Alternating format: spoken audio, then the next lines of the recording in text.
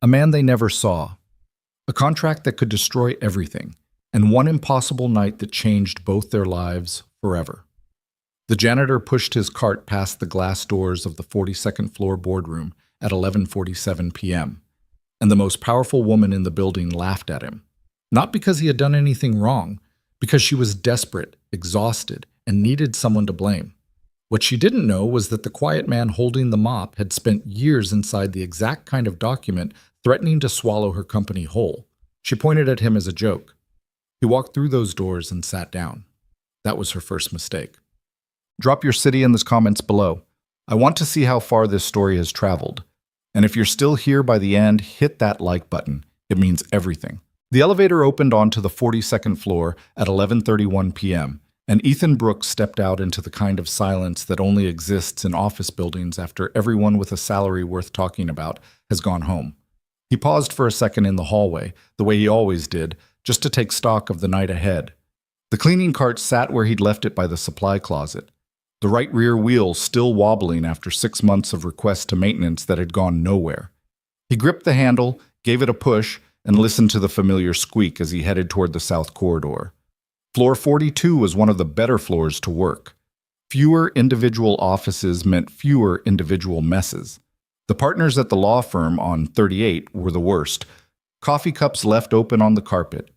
Takeout containers not even aimed at the trash bin, like the act of throwing things away was somehow beneath them.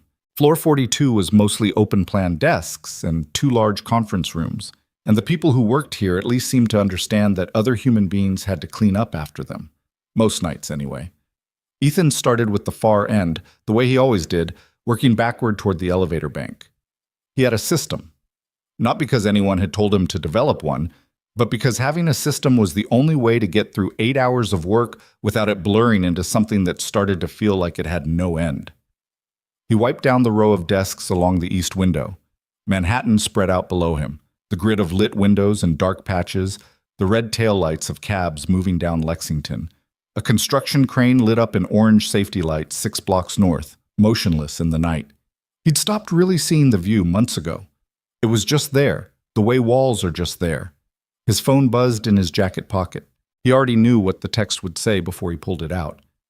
"Dad, the nebulizer is making that sound again." I turned it off. "I'm okay. I just wanted you to know." He typed back quickly, leaning the mop against the desk. "I'll look at it when I get home. Don't mess with it. You breathing all right?"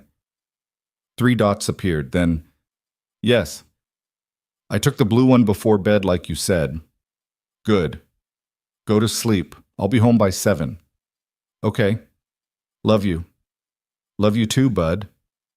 He put the phone back in his pocket and stood there for a second with his hand still pressed against the outside of his jacket.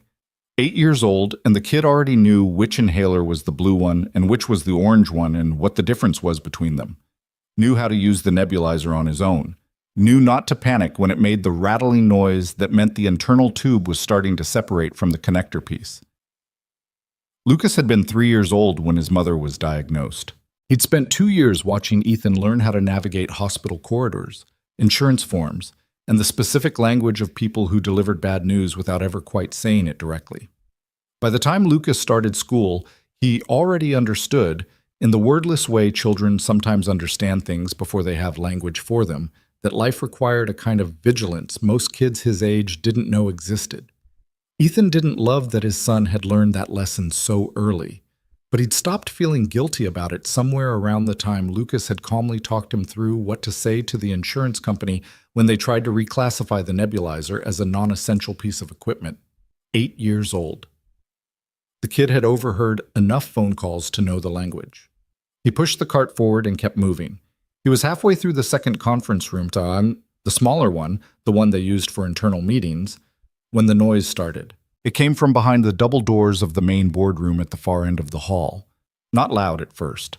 The low-register drone of multiple voices all trying to talk at once. The kind of sound that could belong to a late meeting running over or a bad phone call on speaker. But then a single voice cut through the rest of it. Sharp, clipped. The kind of voice that was used to being the loudest one in the room even when it wasn't trying to be. "That is not acceptable. None of this is acceptable. Someone tell me where Hartman is." A pause. Then another voice, male, softer. He's not answering. His assistant said he left Frankfurt 6 hours ago and they haven't. I don't care about his assistant. The sharp voice again. I care about the fact that we have 14 hours until the markets open in Berlin and nobody in this building can read this document without Hartman. Ethan slowed without meaning to. He knew the boardroom. He cleaned it 3 nights a week. Long oval table, 16 chairs, a wall of glass on one side looking out over Midtown, a presentation screen on the other wall that was always left on standby and that someone always forgot to turn off, which was a small point of irritation because the amber standby light created a shadow line right down the center of the table that made it hard to see if the surface was actually clean. He knew who used it. Sterling Global occupied the top 4 floors of the building, and the boardroom on 42 was where the serious work happened. He knew the CEO by sight. Olivia Sterling, 30 years old, had taken over from her father 18 months ago, always the last one out of the building most nights. Coffee cup left on the right side of the table closest to the head chair, lipstick mark on the rim, never quite rinsed. He knew her the way you know anyone you clean up after, not personally, but in the specific and slightly intimate way of knowing someone's habits when they aren't performing for anyone. He'd never spoken to her. He'd never spoken to any of them. He was furniture that moved. He told himself to keep going, keep moving south toward the elevator, hit the bathrooms, clock out at 6:15, get home in time to make Lucas's breakfast before the school bus came at 7:40. That was the plan. The plan was the thing. But the voice behind the doors had shifted now, and he heard something in it that made him stop entirely. Not anger. He'd heard enough real anger to know the difference. This was something closer to the edge of panic trying to hold itself together with the pure force of someone who had never allowed themselves to panic in front of other people and wasn't going to start now. If we cannot verify the terms of this acquisition by 9 a.m., we do not have an acquisition. We have a lawsuit and a press release that destroys 6 years of positioning. So I'm asking one more time, is there anyone in this building who speaks German, legal German, not conversational? Silence. Ethan stood in the hallway outside the double doors with his hand on the cart handle and the floor buffer switched off and the whole floor quiet except for whatever was happening in that room. He should have kept walking. Later, he would think about that. The exact moment where the easier path was still available to him, where he could have pushed the cart another 20 feet and let whatever was happening inside that room remain inside that room. He didn't keep walking. He knocked. It wasn't loud, just 2 short raps, the way he always knocked before entering a room where a meeting might still be going on. Cautious. Announcing himself. The knock of someone who understood their position. The voice on the other side said, "What?" He pushed the door open 6 inches and looked in. There were 9 people in the room. 8 of them were seated around the oval table, all in varying states of dishevelment, jackets off, sleeves rolled, that particular exhausted look that comes from people who have been inside the same room wrestling with the same problem for hours without resolution. The 9th person was standing at the head of the table. Olivia Sterling was exactly as he'd seen her before. Dark hair pulled back, suit jacket still on despite the hour, a posture that communicated she had not sat down in some time and was not planning to. She was holding a thick document, bound maybe 60 or 70 pages, the cover page dense with German text. Her expression when she looked toward the door was not unfriendly exactly. It was the expression of someone who had been interrupted at the absolute worst possible moment and was waiting to find out if the interruption was worth tolerating. "I'm sorry to interrupt," Ethan said. I just wanted to check if the room needed anything." "The room needs a translator," said the man seated closest to the door. He had the loosened tie and hollow eyes of someone's general counsel. He said it flatly, not cruelly, just as a statement of fact about the universe's fundamental indifference to their situation. There was a small, ugly sound from somewhere in the middle of the table, a half laugh, someone saying under their breath, "Maybe ask the janitor." Ethan didn't look toward the sound. He looked at Olivia Sterling because she was the one who'd been talking. She looked back at him for a moment. Whatever she was reading in his face, he couldn't tell. Then the corner of her mouth moved in the way mouths move when someone has decided to make a joke out of something that is causing them genuine distress, because it's better than the alternative. "You know what?" she said, with the specific, bladed lightness of a person who had stopped caring about decorum 20 minutes ago. Why not? Can you read German? The room went quiet in a different way than it had been quiet before. Ethan looked at the document in her hands. Depends on what kind, he said. That wasn't the answer anyone expected. He could see it move through the room, the slight recalibration, the way people's faces did the math and came up short. Olivia Sterling tilted her head a fraction of an inch. What do you mean, what kind? I mean there's a difference between standard German and legal German. And there's a difference between contemporary legal German and the particular framework used in cross-border acquisition documents drafted under German corporate law. He paused. Which one is that? Nobody said anything. He nodded at the document. Can I see the cover page? She didn't hand it to him immediately. She looked at him for a moment, not the way she'd looked at him before, when he'd just been the shape of a person in the doorway. This was something more considered. Then she crossed the room and held the document out. He took it. The cover page read, Übernahmevertrag zwischen der Kellner Industrie GmbH under Sterling Global Holdings, Inc. Entwurf zur abschließenden Prüfung. He read it twice, which wasn't because he needed to. It was because he wanted to make sure he was reading the specific legal template it was derived from before he said anything. This is a draft acquisition agreement between Kellner Industrie GmbH and Sterling Global Holdings, he said. It's structured under the GmbH acquisition framework with cross-jurisdictional provisions for U.S. regulatory compliance. The language is German Corporate Legal Standard, post-2019 Reform Edition. The room was absolutely silent. Can you read it? Olivia said. Her voice had changed. Not softer exactly, but stripped of the performance. Just the question, asked straight. Yes, Ethan said.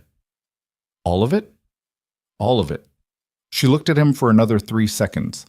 He watched her make a decision, watched it happen in real time, the way her jaw shifted slightly and her shoulders dropped 1 centimeter, and her hand moved to pull out the chair nearest to the door. Sit down, she said. He sat down. The executives watched him the way people watch someone perform a card trick they're already preparing to dismiss as sleight of hand. The man with the loosened tie, he introduced himself as Richard Park, General Counsel, pushed a legal pad across the table without comment. Someone else produced a pen. Ethan picked it up, turned to page 1 of the document, and started reading. He read the first clause aloud, translating it in one clean pass. The formal identification of parties, the subject matter of the agreement, the governing law provision. His German was unhurried. The translation was immediate, without the pauses and restarts that come from someone piecing a language together in real time. After 2 minutes, nobody was looking at their phones. After 5 minutes, Richard Park had pulled his legal pad back and was writing. After 10 minutes, the man at the far end of the table, late 50s, silver hair, the particular stillness of someone with either enormous patience or enormous anxiety, leaned forward and said quietly to the woman beside him, "Where did they find this person?" "He's the janitor," she said, just as quietly. "I know who he is," the man said. "That's not what I asked." Ethan kept reading. The document was 63 pages. He worked through it methodically, section by section, pausing at certain passages to give not just the translation but the legal context, explaining when a specific clause invoked a provision of the Bürgerliches Gesetzbuch, clarifying when a term of art in German corporate law had no clean English equivalent and required a functional description rather than a direct translation. Olivia Sterling had stopped standing. Somewhere around page 12, she had sat down in the chair across from him. Not the head chair, just a regular chair, which he suspected was unusual for her. And she was reading her own copy of the document alongside his translation, tracking his work against the German text with a focus that suggested she was trying, on some level, to verify him.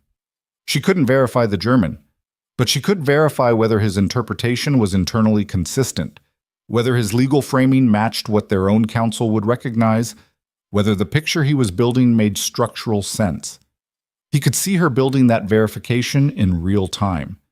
It was, he thought, not unlike watching someone solve a problem. The same quality of focused attention, The same slight movement of the pen when she found something that correlated. Around page 22, Ethan paused. It wasn't a dramatic pause. He didn't set the document down or lean back. He just stopped mid-sentence and reread the clause he'd just encountered, and then turned back 4 pages to cross-reference a provision he'd translated 20 minutes earlier. Richard Park noticed. "What is it?" "Give me a second." He turned to page 31, then back to page 8. He made a note on the legal pad. 3 lines, then a bracket with a page number, then another note below it. "What's wrong?" Olivia asked. "I'm not sure yet," he said, which wasn't quite true but was easier than explaining what he thought he was seeing before he was certain he was seeing it. He turned another page, found what he was looking for. The room had gone very still. There's a cross-reference between the indemnification provision on page 8 and a supplemental schedule in Annex C that doesn't appear on the table of contents, he said. The language in the main body says the acquiring party assumes financial responsibility for, and I'm quoting directly here, alle bestehenden und zukünftigen Verbindlichkeiten, die im ergänzenden Anhang C aufgeführt sind. Which means, Richard Park said, all existing and future liabilities enumerated in supplemental Annex C. He looked up. There's no Annex C in this document. Silence. "What?" Olivia said. "The table of contents lists Annexes A and B. There is no Annex C in the document you were given, but the main body refers to it and makes Sterling Global's financial responsibility contingent on whatever's in it." He paused. The acquiring party would be signing a blanket assumption of liability for a document they've never seen. Richard Park stood up so fast his chair rolled backward and hit the credenza behind him. "Is that the only instance?" Olivia's voice was measured, but her knuckles, Ethan noticed, had gone white around the pen she was holding. "No," he said. "There are 2 more. Can you turn to page 37 and page 51? The next 40 minutes were the opposite of the previous 10. The previous 10 had been the specific, controlled tension of people watching someone do something they hadn't expected and trying to determine if it was real. The next 40 minutes were the kind of movement that happens when a room full of professionals suddenly understands they are standing on the edge of something catastrophic. Richard Park was on his feet, phone to his ear, trying to reach someone at their outside legal firm. The silver-haired man, whose name Ethan eventually gathered, was Thomas Wren, chief financial officer, had opened a laptop and was scrolling through a parallel version of the document that had been sent as a digital file, confirming that the same language appeared there. The woman beside him was on a separate call, speaking in the quick professional shorthand of someone delivering urgent information to someone else who knew how to receive it. Ethan kept translating. He worked through the remaining pages with the same pace he'd maintained from the beginning, because the pace was the thing. Consistency, letting the work be the work. Olivia Sterling had not moved from her chair. She was watching him, not with the calculating measurement of the first 20 minutes. Something different.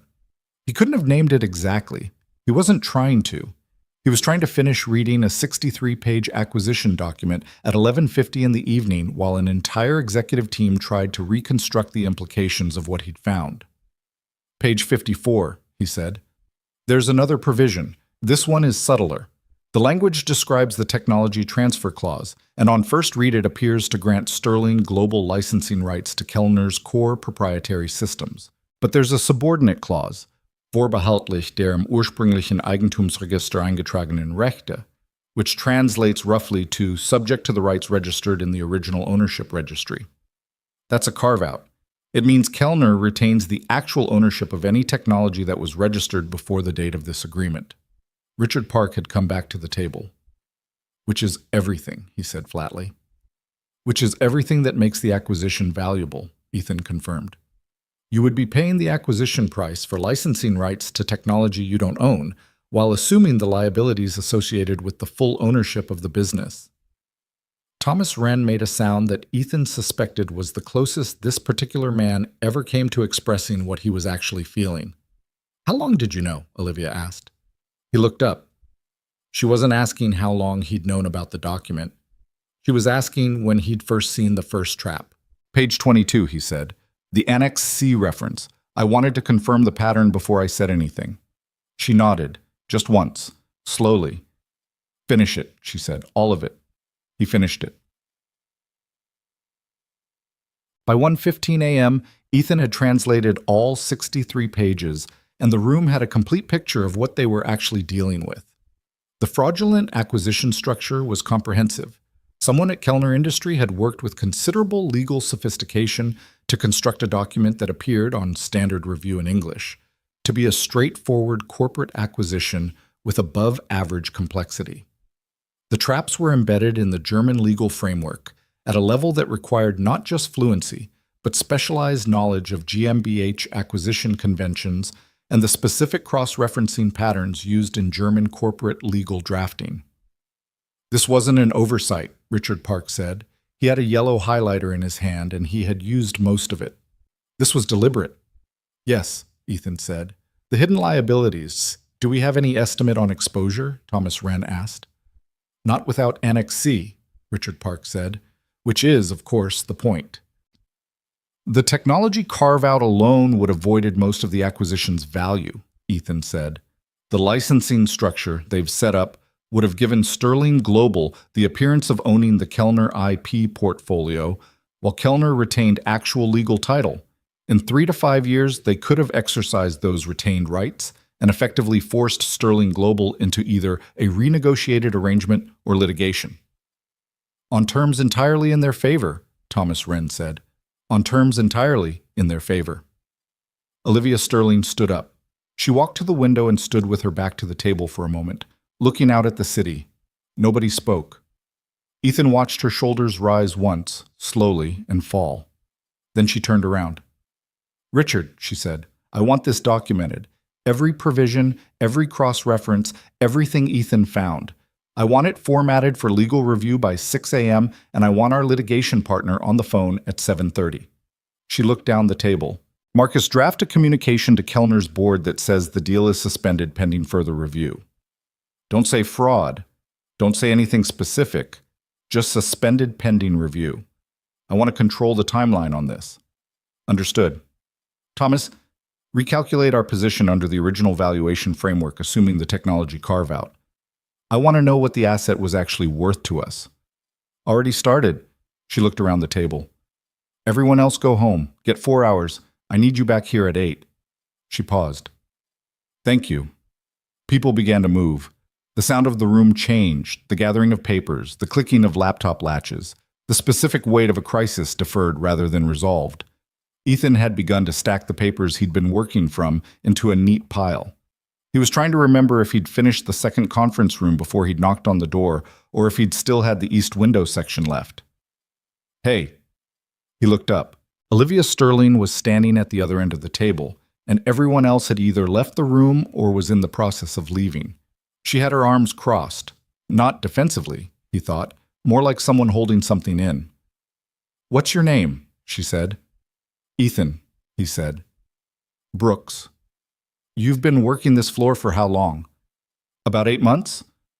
She was quiet for a moment, then, Can I ask you something? Sure. Do you know what was in this room tonight? What this deal meant?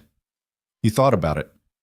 A $2.1 billion acquisition was how I heard it described in the hallway about 3 weeks ago when your M&A team was doing their site walk. She didn't react to that, which was interesting. That's right, $2.1 billion. And the debt exposure in that hidden annex. She stopped. We don't know what that number is, but our outside firm is going to tell me tomorrow morning that it's north of $400 million. He didn't say anything. You saved this company tonight, she said. It wasn't a compliment exactly. It was more like a statement of fact that she was still reconciling herself to. A man I didn't know, whose name I didn't know, who I've walked past in this hallway. I don't know how many times. Happens, Ethan said. Not to me, she said. Things like this don't happen to me. He wasn't sure what to say to that. He picked up the legal pad with his notes on it and held it out to her. You'll want this for Richard's documentation. She took it. She looked down at the handwriting. Neat, dense, the annotations cross-referenced with small arrows and page numbers. She didn't say anything for a moment. Where did you learn German legal? She asked. Not do you speak German? Not the generic version of the question. The specific one. He was quiet for a second. Then, graduate program, Germanic Law and Linguistics, NYU. About 10 years ago. She looked up. I was a researcher, he said, specialized in legal translation for cross-border corporate instruments, GmbH structures specifically, which is why I recognized the framework tonight. He paused. I left before I finished the doctorate. Why? He looked at her for a moment, this 30-year-old woman who ran a billion-dollar company, who had held it together tonight with visible effort and very few cracks in the surface, who was now asking him a personal question in an empty boardroom at 1:20 in the morning, like she was entitled to the answer. He decided she'd probably earned at least part of it. Personal reasons, he said. She seemed to recognize that as the version of the answer she was going to get tonight. Ethan Brooks, she said. Not asking, just repeating it, the way people do when they're committing something to memory. That's me, he said. She nodded, then, thank you. Good luck with Kellner, he said. He picked up his cart handle and pushed it out of the boardroom, back into the corridor, the wheels squeaking in the quiet hallway. The city still spread out below the windows on his left as he moved toward the elevator. He was 11 minutes behind schedule. He'd have to move faster on the bathrooms if he wanted to hit the basement supply room before 6. His phone buzzed again. Dad, you up? He smiled, which he almost never did at work, and typed back, You should be asleep. I was. Had a dream. You okay? I'm good, bud. Go back to sleep. Okay. Love you. Love you too. He put the phone away and hit the button for the bathroom corridor. The city glittered 42 stories below, indifferent and enormous, the way cities always are. Somewhere in it, Olivia Sterling was calling her litigation partner.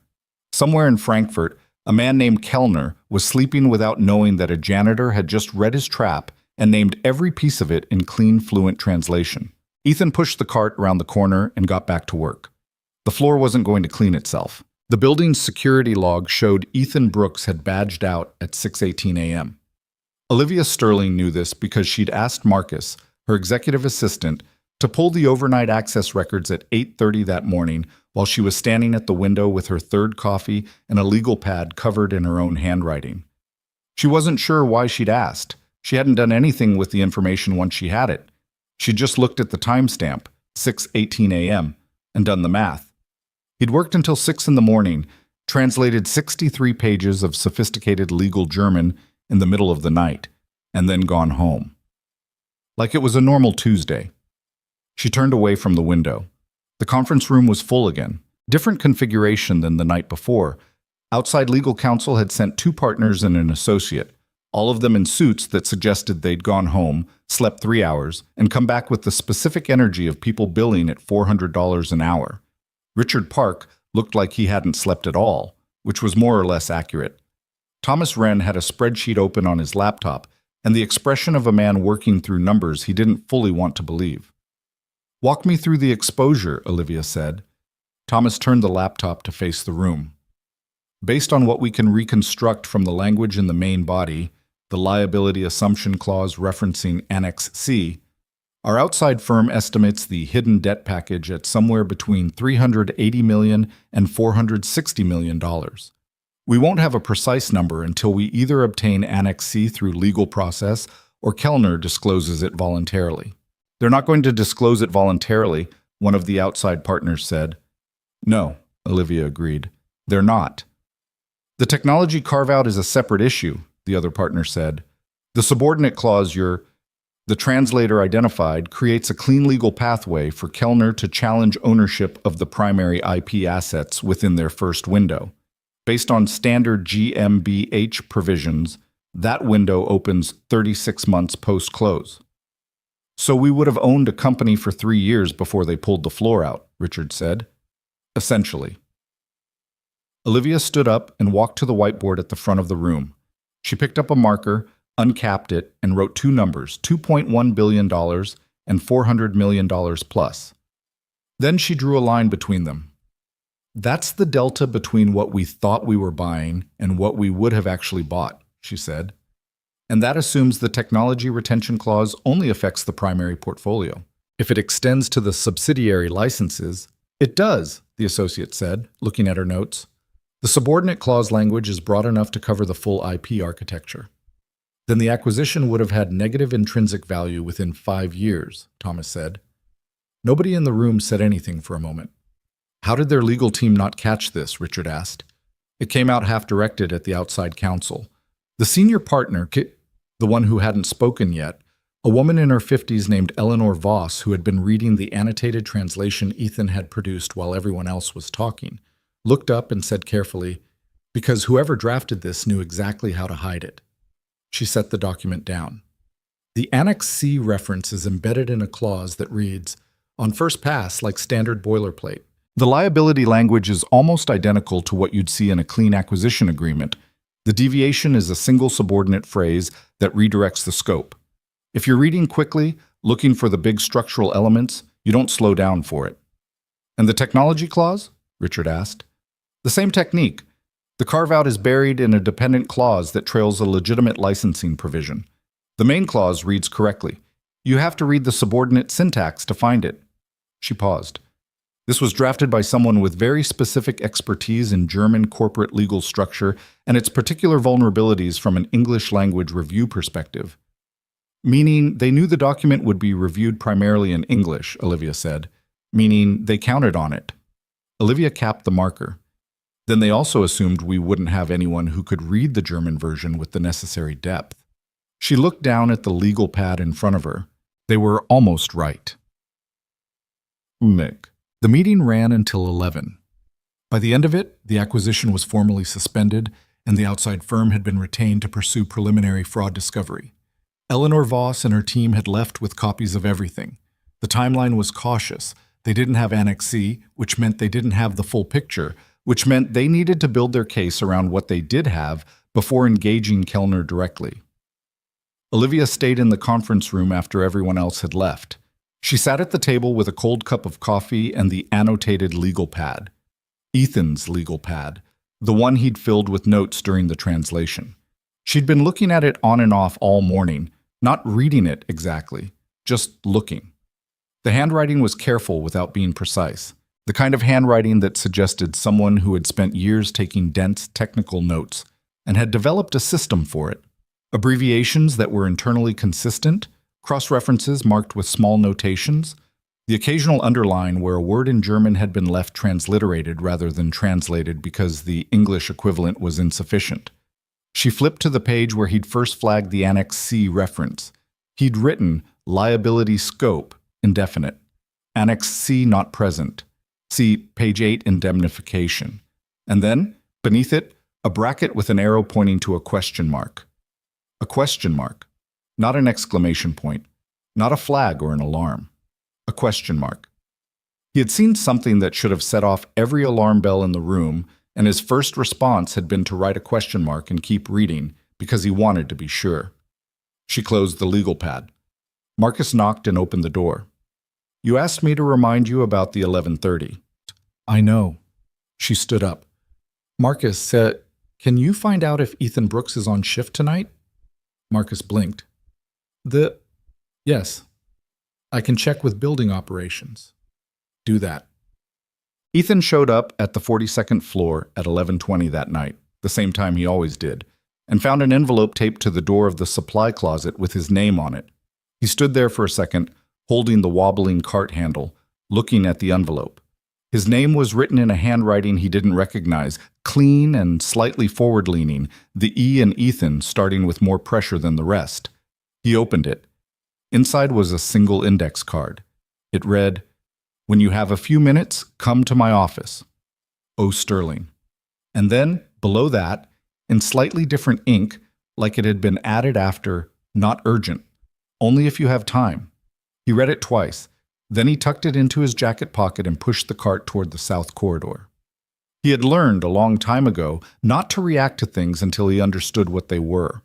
A note taped to a supply closet door could mean a lot of things. It could mean a thank you. It could mean a conversation he didn't want to have. It could mean someone who felt like they owed him something and was trying to discharge the debt in the easiest way available. He'd deal with it after the second conference room. He found her office at 12:40 when he'd finished the south corridor and the bathrooms and the small kitchen area on the north end of the floor. Her office was in the corner, glass walls on two sides, looking out over the city, which was still going the way the city always was going at 12:40 in the morning, which was to say it never quite stopped. The lights inside were on. She was at her desk, jacket off, reading something on her laptop, and she looked up when he knocked on the glass. She waved him in. He came in about 3 feet and stopped. "You wanted to see me." "Sit down," she said. "I'm good standing." She looked at him for a second. "Fair enough?" She closed her laptop. "I wanted to say a few things." "Okay." "Formally. Not the way I said them last night, which was in the middle of—" She paused. "A lot of things happening at once." "You said thank you," he said. That was enough. It wasn't, actually. She stood up, which he hadn't expected. She moved to the front of the desk and leaned against it, which put her at roughly his eye level. "We had a situation last night that could have been catastrophic for this company, and it wasn't because you knocked on a door. And then you did 4 hours of skilled work in the middle of the night without being asked, without any obligation, without—" She stopped. "Without anyone in this room treating you with any particular respect before you started." He didn't say anything. "Including me," she said. "Especially me. You were under a lot of pressure. That's not an excuse." He looked at her for a moment. She said it like she meant it. Not performing contrition, not the corporate version of an apology where the acknowledgement of the thing is used to close the topic. She was just saying it because it was true, which was different. "It's all right," he said. "My team laughed," she said, "when someone made the janitor joke. I let that sit for too long." People do things like that. "I know. I also know that the person I am at 11:30 at night under extreme stress is still the person I actually am, and I let it go too long." She looked at him steadily. "I'm sorry." He nodded. He wasn't entirely sure what to do with a straightforward apology delivered by someone who clearly wasn't used to giving them and was doing it anyway. So he just nodded. "All right," he said. She seemed to read that as acceptance and moved on, which he was grateful for.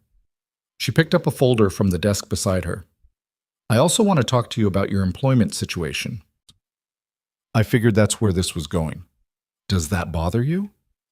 "Depends on what you're going to say." She opened the folder. "I talked to HR this morning about your current contract.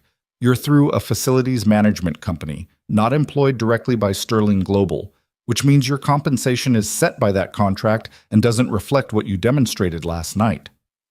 "I know what my compensation is," he said, without heat. "I know you do." She set the folder down without opening it fully. "I want to know if you'd be interested in a different arrangement." He waited. "We have an international contracts team," she said. 8 people. Their primary function is review, drafting support, and compliance management for our cross-border agreements. We do business in 11 countries, and 4 of those markets, Germany, Austria, Switzerland, and the Netherlands, require German-language legal review that we currently outsource entirely. "To Hartman," Ethan said. She looked at him. "I heard the name last night," he said. "To Hartman's firm." "Yes." "Who was unavailable last night at the precise moment we needed him." She paused. "I'm not proposing anything you're obligated to consider, but I think you should know that what you did last night, that level of specialized legal language work, is not something I can easily replace. We have good people on the international team, but nobody with that specific training." Ethan looked at the window behind her, the city outside going and going. "I don't have a completed doctorate," he said. "I left the program early." "I know. I had someone look at your background this morning." He looked at her sharply. "LinkedIn," she said, "and the NYU graduate program directory. Nothing invasive." She paused. "I found your publication list. 2 journal articles and a co-authored monograph on GmbH acquisition structures and cross-jurisdictional legal translation, published while you were in the program." He didn't say anything. "The monograph is cited in 11 subsequent academic papers," she said, "including one published last year." The room was quiet. Outside, a siren moved up 3rd Avenue, faded, disappeared. "What is it you actually want to offer me?" he said. "A contract review position, senior level, given your demonstrated expertise. International contracts team, focused on the German language markets. The salary is—" She named a figure. He absorbed it. The number was real, not inflated to make the gesture feel bigger. Just what the position actually paid, which was more than he made in a year currently, by a significant margin. Benefits package includes full medical, she said. Comprehensive, for you and any dependents. The medical part was the part that landed. He kept his face the same. He had gotten very good at keeping his face the same. The hours? He said. Standard business hours, 9 to 6, some flex for international time zones. There'd be occasional late nights during active deal cycles, but structured, not open-ended. I need to be available during the day, he said. My son has medical appointments. We have a flex policy. I looked at the HR manual this morning specifically to check. She met his eyes. It's not an exception I'd be making for you. It's standard policy. He looked at her again. She'd checked the HR manual. At some point today, in the middle of dealing with a suspended $2 billion acquisition and outside counsel and board communications, she had looked up the flex policy. He wasn't sure what to do with that either. I need to think about it, he said. Of course. How long do I have? Take a week. He nodded and moved toward the door. Ethan, she said. He stopped. How old is your son? He turned back. 8? What's his name? He hesitated, not because he didn't want to answer. He just wasn't used to people at work asking. Lucas? She nodded. Okay. He left.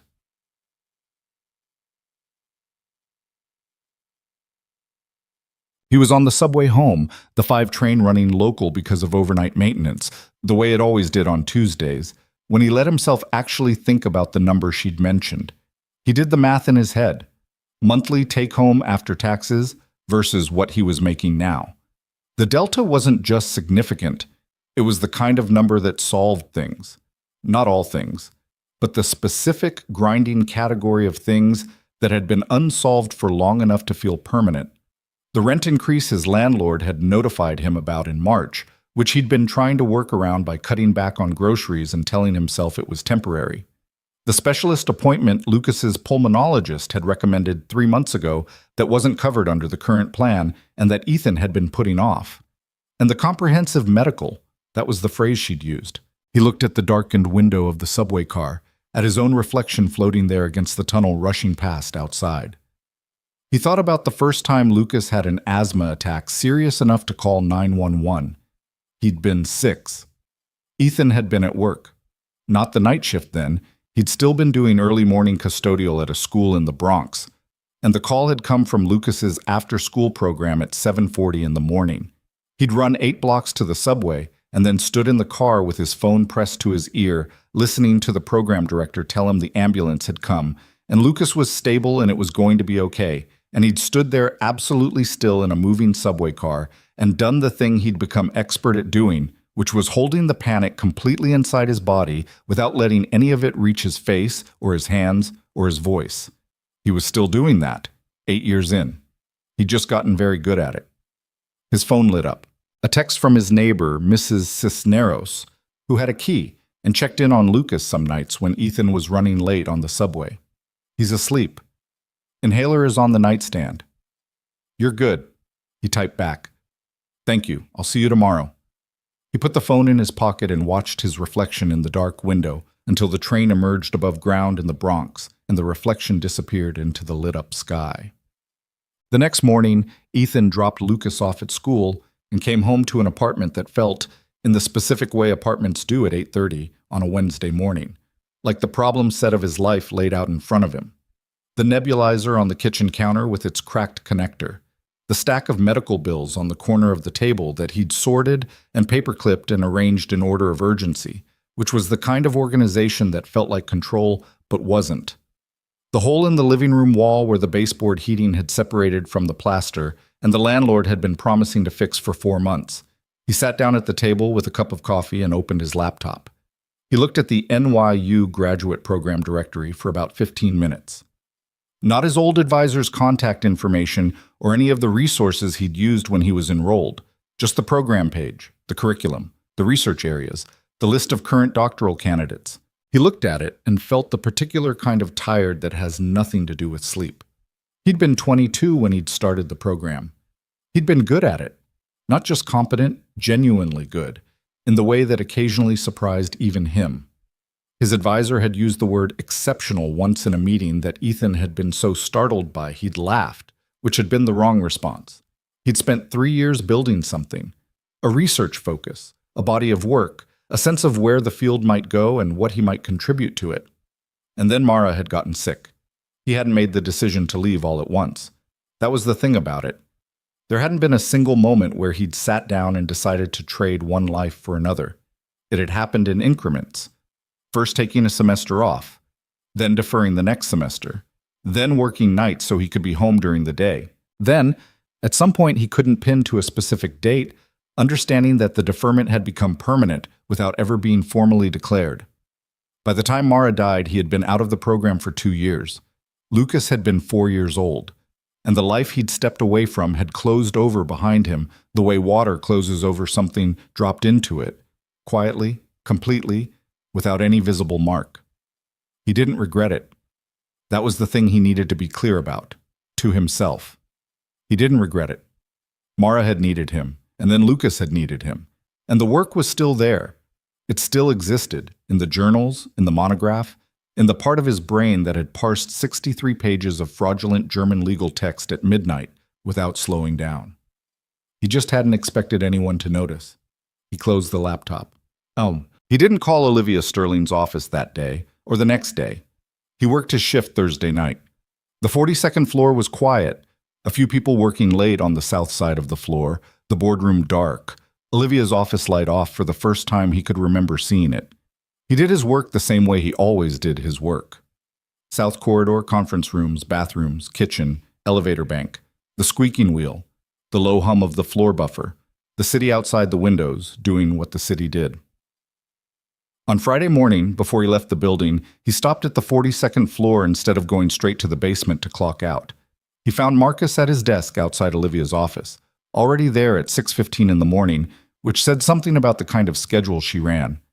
"Is she in?" Ethan said. Marcus looked up. "She's in. Let me check." "It's okay," Olivia said from inside the office. She'd apparently heard his voice. "Send him in." He came in. She was at her desk with the same quality of focus she always seemed to have. 2 windows open on her laptop, a coffee at her elbow, a legal pad with notes. She looked up at him with the kind of look that didn't ask him to explain himself, which he appreciated. "I have some questions," he said. "Okay." The flex policy. If Lucas has an appointment that runs long, what does that actually look like in practice? I don't want the policy version. I want to know how it works day to day. She leaned back in her chair. "Realistically, you tell Marcus you'll be in at noon. You make up the time in the afternoon or at home, depending on the work.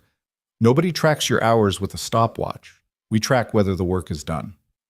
And during an active deal cycle, you mentioned late nights. Active cycles are usually 2 to 6 weeks. During those periods, it's more demanding. I try to give people as much warning as possible, but I won't tell you it's always predictable because it's not." She paused. "I won't pretend it's a perfect arrangement. It isn't. It's a real job, with real demands." "I know what a real job is," he said. "I know you do." She met his eyes. "I'm trying to give you accurate information, not sell you on something." He stood there for a moment. "2 more questions," he said. "The benefit start date. Is it immediate or is there a waiting period?" "Immediate for full-time positions at the senior level." "And the reporting structure. I'd be on the international contracts team, which reports to Richard Park, General Counsel." She paused. "And me for cross-border acquisition review." Given last week's situation, I'm restructuring the German market review process to run through a dedicated position rather than outside counsel. He looked at her. "So I'd report to you directly on acquisition work." "Yes." He thought about that for a second.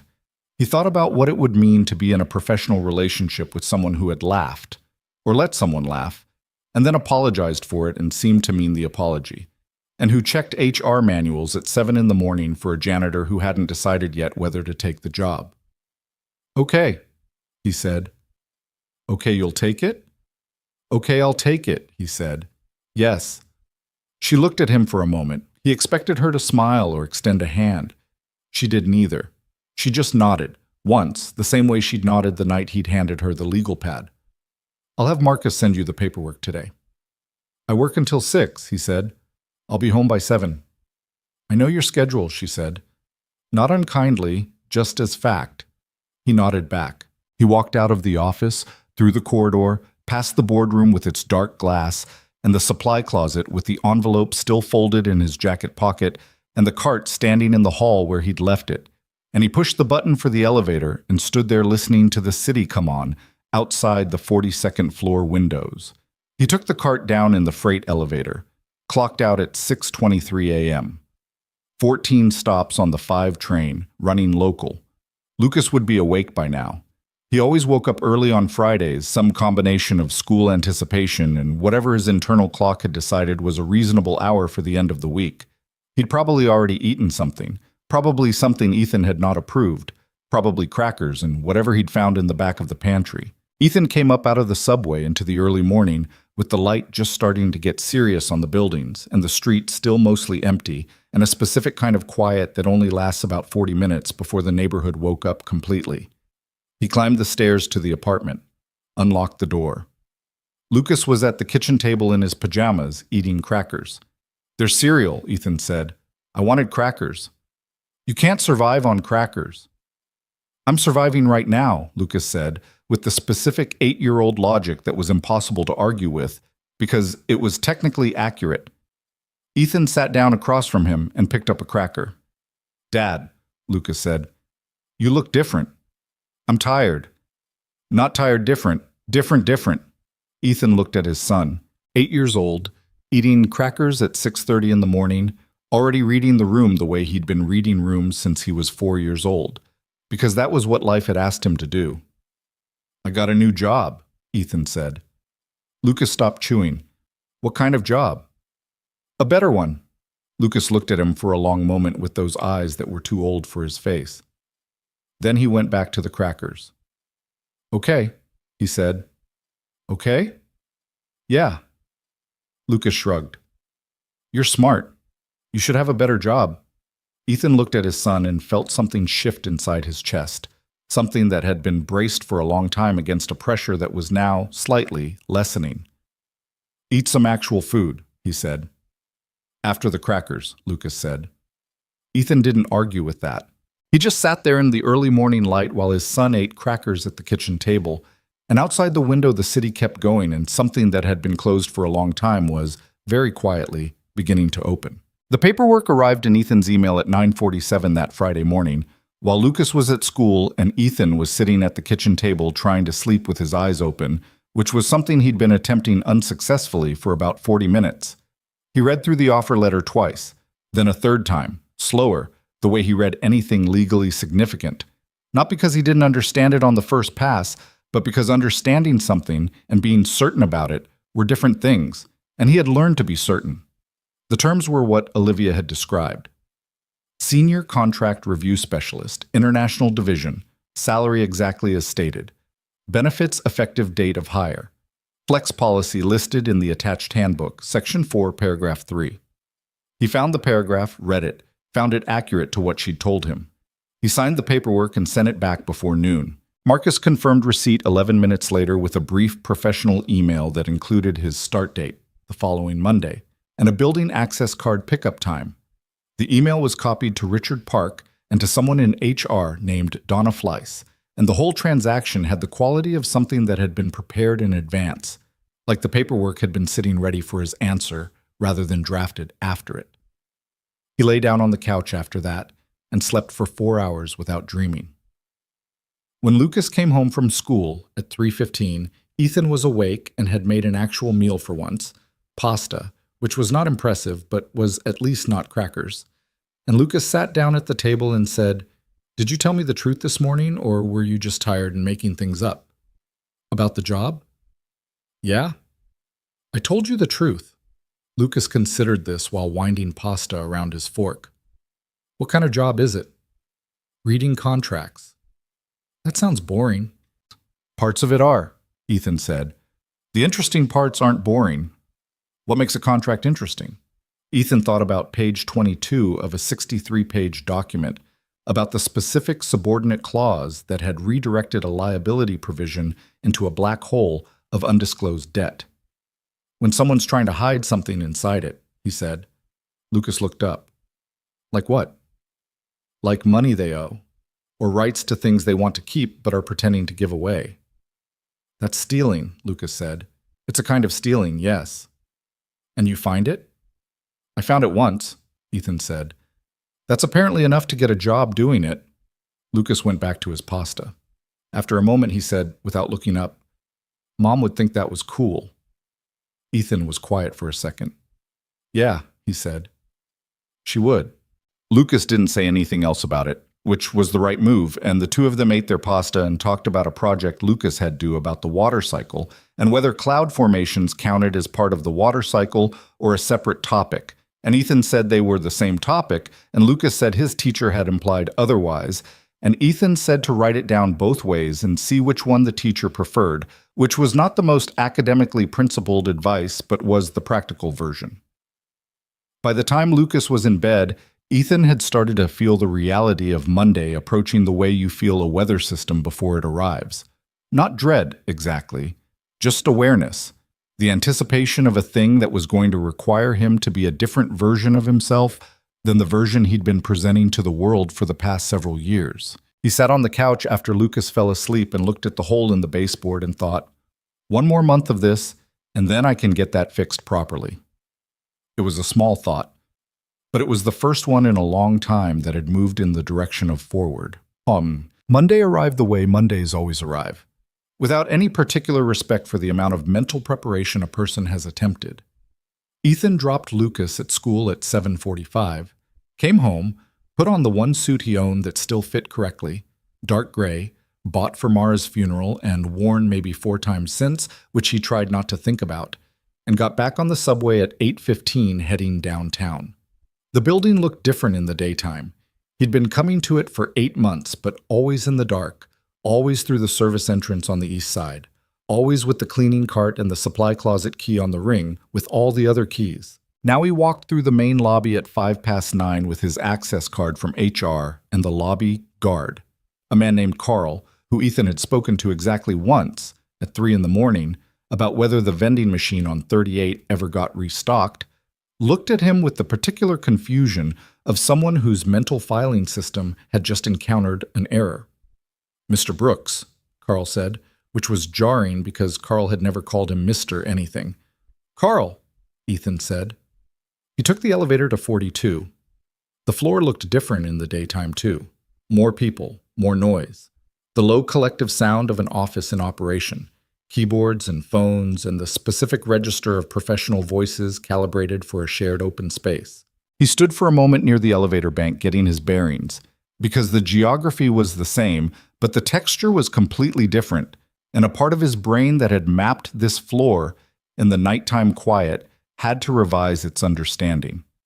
Marcus appeared at his elbow with the specific efficiency of someone who had been watching for him. Good morning. I'll take you to HR first to finish the paperwork, then I can show you to your workspace. Ms. Sterling would like 15 minutes with you at 10:30 if you're available. I'm available, Ethan said. HR was 2 floors down, a set of offices that Ethan had cleaned on Thursday nights, and that looked completely different, populated with actual human beings working in them. Donna Fleiss was a small woman with reading glasses pushed up on her head and the manner of someone who had processed a great many unusual employment situations without finding any of them particularly unusual. She walked him through the forms with calm efficiency, handed him his badge, explained the benefits enrollment portal, and then stopped and looked at him over her glasses.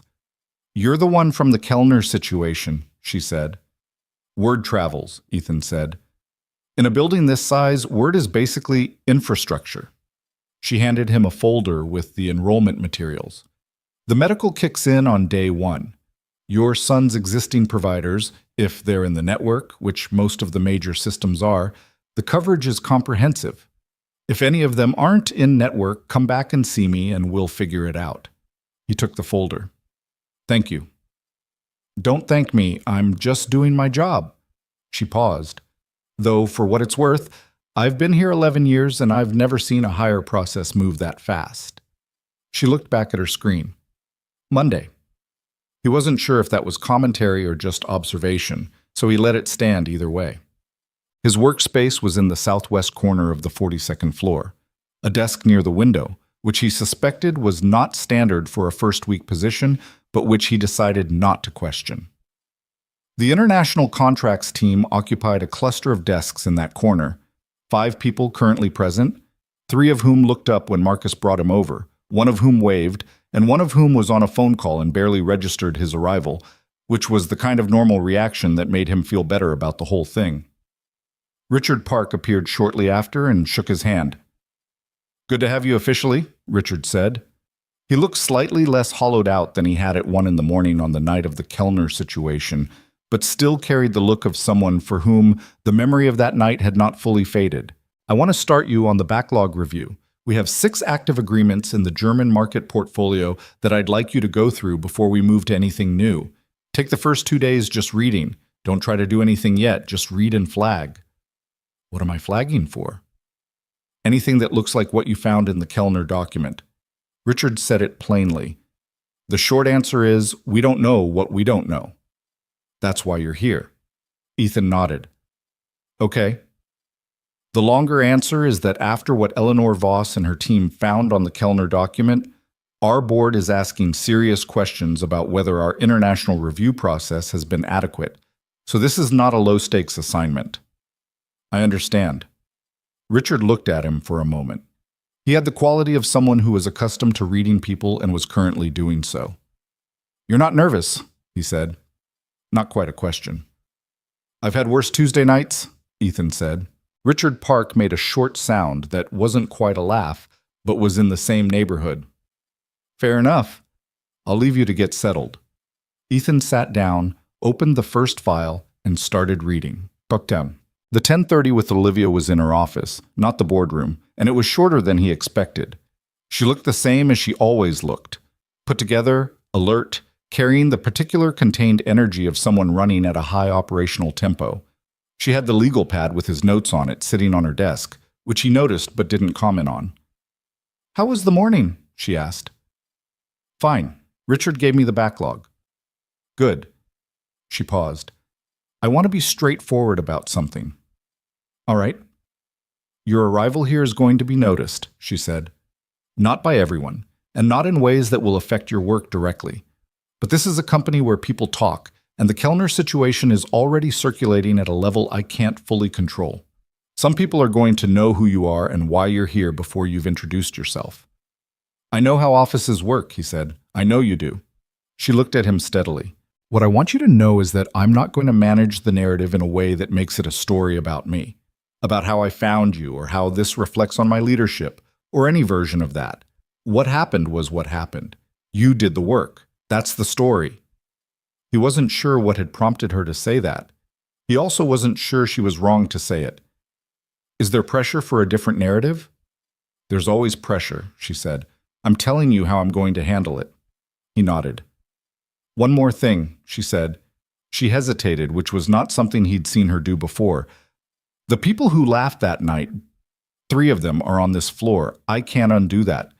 What I can tell you is that if it creates a problem, I want to hear about it directly." "I'm not going to have a problem," he said. She looked like she wasn't entirely sure she believed that, but was willing to wait and see. "Okay." He went back to his desk. He opened the second file and kept reading. The first person to come to his desk was a woman named Grace Yoon, who was 3 years into the international contracts team and handled the Swiss and Austrian markets. She arrived at about 11:30 with 2 coffees, one of which she set on the corner of his desk without asking, and said, "I heard you speak German at a level that made Richard Park physically stand up." "He was already standing," Ethan said. He sat back down for most of it and then stood up again. "That counts." She leaned against the adjacent desk. "I'm Grace." "I know." "Marcus told you?" "Your nameplate." She looked at her desk. She did, in fact, have a nameplate. "Right." She picked up her own coffee. "I just wanted to say, I work the Austrian contracts, which are similar framework to Germany, but with some ABGB variations that make them specifically annoying. And if you're willing to be a resource on that side, I'm willing to be a resource on whatever you need navigating this place. It was a practical offer delivered practically. He liked that about it. Fair trade, he said. Good. She moved back toward her desk. Also, someone is going to ask you about the Kellner thing every day for approximately 2 weeks, and then it'll die down, just so you know. How many people so far today? Not counting me. Not counting you. 3, she said, but 2 of them were about the fraud specifically, not you personally, which is a different kind of question. He went back to his file. I'll keep that in mind. The trouble when it arrived didn't come from the direction he'd been expecting. He'd been at Sterling Global for 11 days when he received an email from someone named Douglas Hale, Senior Vice President of Strategic Acquisitions. The email was copied to Richard Park and Thomas Wren, and its subject line was International Review Process, Proposed Adjustments. He read it once and then forwarded it to Richard with a single line. Is this what it looks like? Richard appeared at his desk 4 minutes later, which was faster than Ethan had expected. It's not a termination, Richard said immediately. I know. It's a restructuring proposal that would move the German market review function back to outside counsel and reclassify my position as a junior advisory role. Ethan looked at him.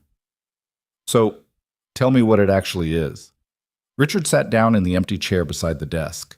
He did it like a man preparing to have a conversation he'd rather not have. Douglas Hale ran this Kellner acquisition, Richard said. He was the one who sourced the deal, built the relationship with Kellner's principals, and championed it internally to the board. I know that. The acquisition failing, or rather the acquisition being exposed as fraudulent before it closed, has significant professional implications for him. Because the question isn't just whether Kellner tried to defraud Sterling Global. The question is whether Douglas Hale knew. Ethan was quiet for a moment. Did he? That's what Eleanor Voss is trying to determine, Richard said carefully. At this point, it's an open question. But the optics are not good for him, and you are currently the most visible symbol of the reason the deal didn't close. So the restructuring proposal is a way to reduce your visibility and your institutional standing before the board review gets far enough along to make certain questions unavoidable. Richard looked at him. That's my read. Ethan leaned back in his chair. He thought about the email's language, the careful, professional neutrality of it, the way it framed the restructuring as an efficiency measure, the way it cited best practices for outside legal oversight without ever mentioning his name directly. Does Olivia know about this? He asked. She will in approximately the next 15 minutes, Richard said. I'm going to her office now. I wanted to speak to you first because it seemed right. Ethan nodded. All right. Richard stood. Don't respond to the email. I wasn't going to. I know. I'm saying it anyway. He paused at the edge of the desk. You've been here 11 days and you've already read through 5 of the 6 backlog files and flagged 17 anomalies that our previous review process missed entirely. I want that on record somewhere, so I'm saying it to you now. Ethan looked at him. 17, Richard repeated, in 6 years of agreements. He went to Olivia's office. Ethan turned back to his screen, opened the 6th file, and kept reading. He found out what happened in the meeting secondhand through the specific communication channel of Grace Yoon appearing at his desk at 2 in the afternoon with the expression of someone carrying recent information. She took it apart, Grace said without preamble. What happened? Olivia read the proposal in front of Hale, Park, and Wren. And then she went through it clause by clause and identified every place where the logic didn't hold. The efficiency argument, the outside counsel argument, the best practices framing. She picked each one apart and asked him to defend it, and he couldn't. Grace paused. Then she told him that the international review function was staying as structured, that any proposed changes to personnel or scope would go through her directly, and that if he had concerns about the Kellner investigation, he should direct them to Eleanor Voss's team. Meaning she told him she knew what the proposal was really about, Ethan said. Without saying it directly, yes. Grace looked at him. You're not worried? I'm thinking, he said. Those look similar from the outside. He looked at Grace. Hale, what's his standing in the company? He's been here 8 years. He's close to 2 of the 4 board members. He runs a team of 12. She paused. He's not someone who takes things well when they don't go his way. I know the type, Ethan said. I figured. She stood up. Just wanted you to have the picture. He already had most of the picture. What he was thinking about now was the part of the picture that wasn't about him. The part about why Kellner had been willing to try a fraud of this scale, which required either enormous confidence or enormous desperation, and whether the person who had sourced the deal had known about the structure of what he was bringing to the table. He saved his notes on the 6th file and opened a new document. He started writing down what he remembered from the Kellner document, not from his translation notes, which were in Richard's possession, but from memory, which was good enough. He wasn't sure what he was looking for yet, but 17 anomalies and 6 years of agreements had told him something, and the something it had told him was that the problem was older than the Kellner deal. 3 days later, he found what he was looking for. It was in the 4th agreement from the backlog, a partnership contract with a Viennese investment management firm called Rausch Capital, signed 18 months ago, 2 years into Douglas Hale's tenure. The agreement was structured differently than the Kellner document, cleaner on the surface, simpler in its architecture, but there was a clause on page 19 that redirected a performance fee structure through a subsidiary entity that was not named elsewhere in the document. He spent 40 minutes cross-referencing it. Then he pulled the public registry filing for the subsidiary and found what he suspected he might find. He sat with it for a while before he did anything. Not because he wasn't sure, he was sure, but because doing something with it was going to change the shape of the next several weeks significantly, and he wanted to be clear in his own head about what he was doing and why. He was doing it because it was the work, because the work was finding the thing hidden in the language, and the thing was here, and not finding it was not an option.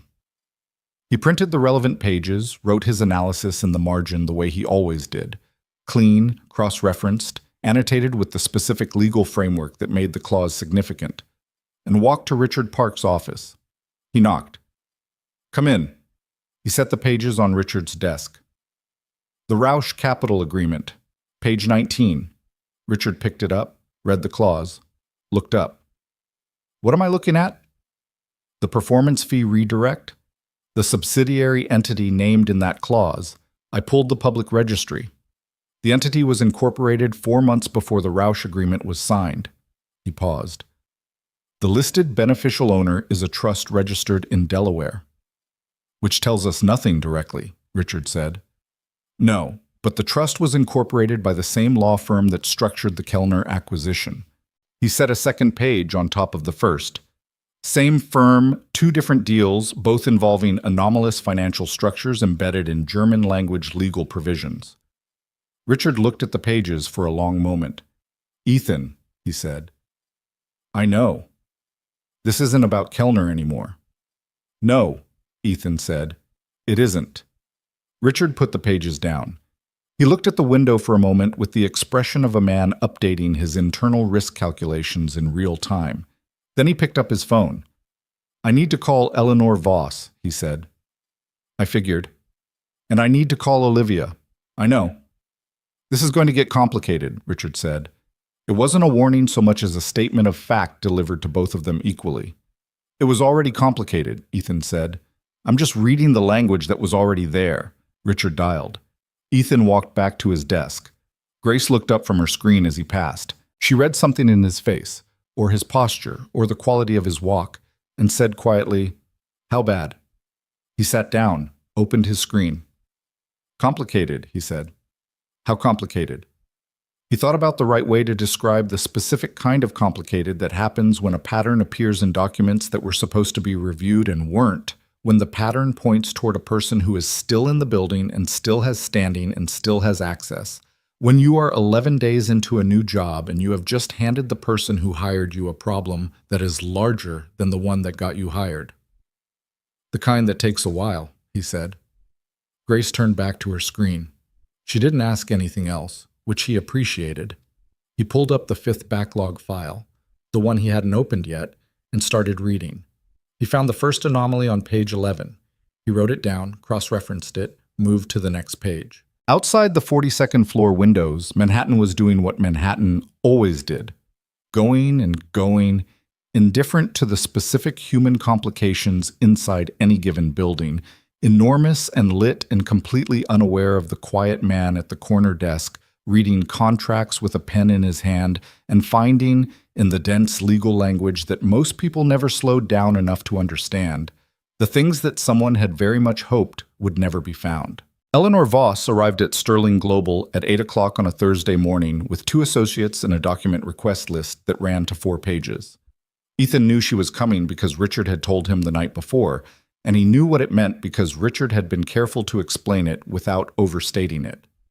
The document request wasn't a subpoena. It wasn't a formal legal action.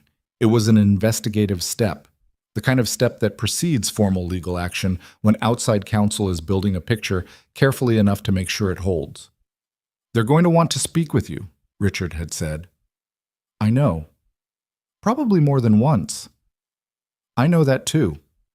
He had come in early, 7:40, earlier than almost anyone on the floor except Marcus and one of the analysts on the east side who always seemed to be there before sunrise. He'd made himself coffee in the small kitchen near the elevator bank and sat at his desk and gone through his notes on the Rausch Capital agreement one more time. Not because he'd missed anything. He hadn't missed anything. He did it because sitting with a document and knowing it completely was the only kind of preparation that made sense to him. Eleanor Voss stopped at his desk at 8:15. She was the same as he remembered from that first morning. Careful, measured, the specific quality of attention that belongs to people who have spent decades understanding that the most important information in a room is usually the information no one is volunteering. "Mr. Brooks," she said, "I'd like some time with you this morning if Richard can spare you." "He told me," Ethan said. She looked at him for a moment. "You pulled the Rausch Capital subsidiary registration yourself." "Yes." "Before Richard came to you with it, or after?" "I found it and went to Richard," he said. "He didn't ask me to look." She nodded slowly. "Can you walk me through your methodology? How you approached the backlog review, what you were looking for, how you identified the connection between Rausch and Kellner?" "Yes," he said. "But I want to ask you something first." She raised an eyebrow very slightly. "How far back does this go?" he said. She held his gaze for a moment. The kind of pause that isn't uncertainty. It's evaluation. "That's what we're trying to determine," she said.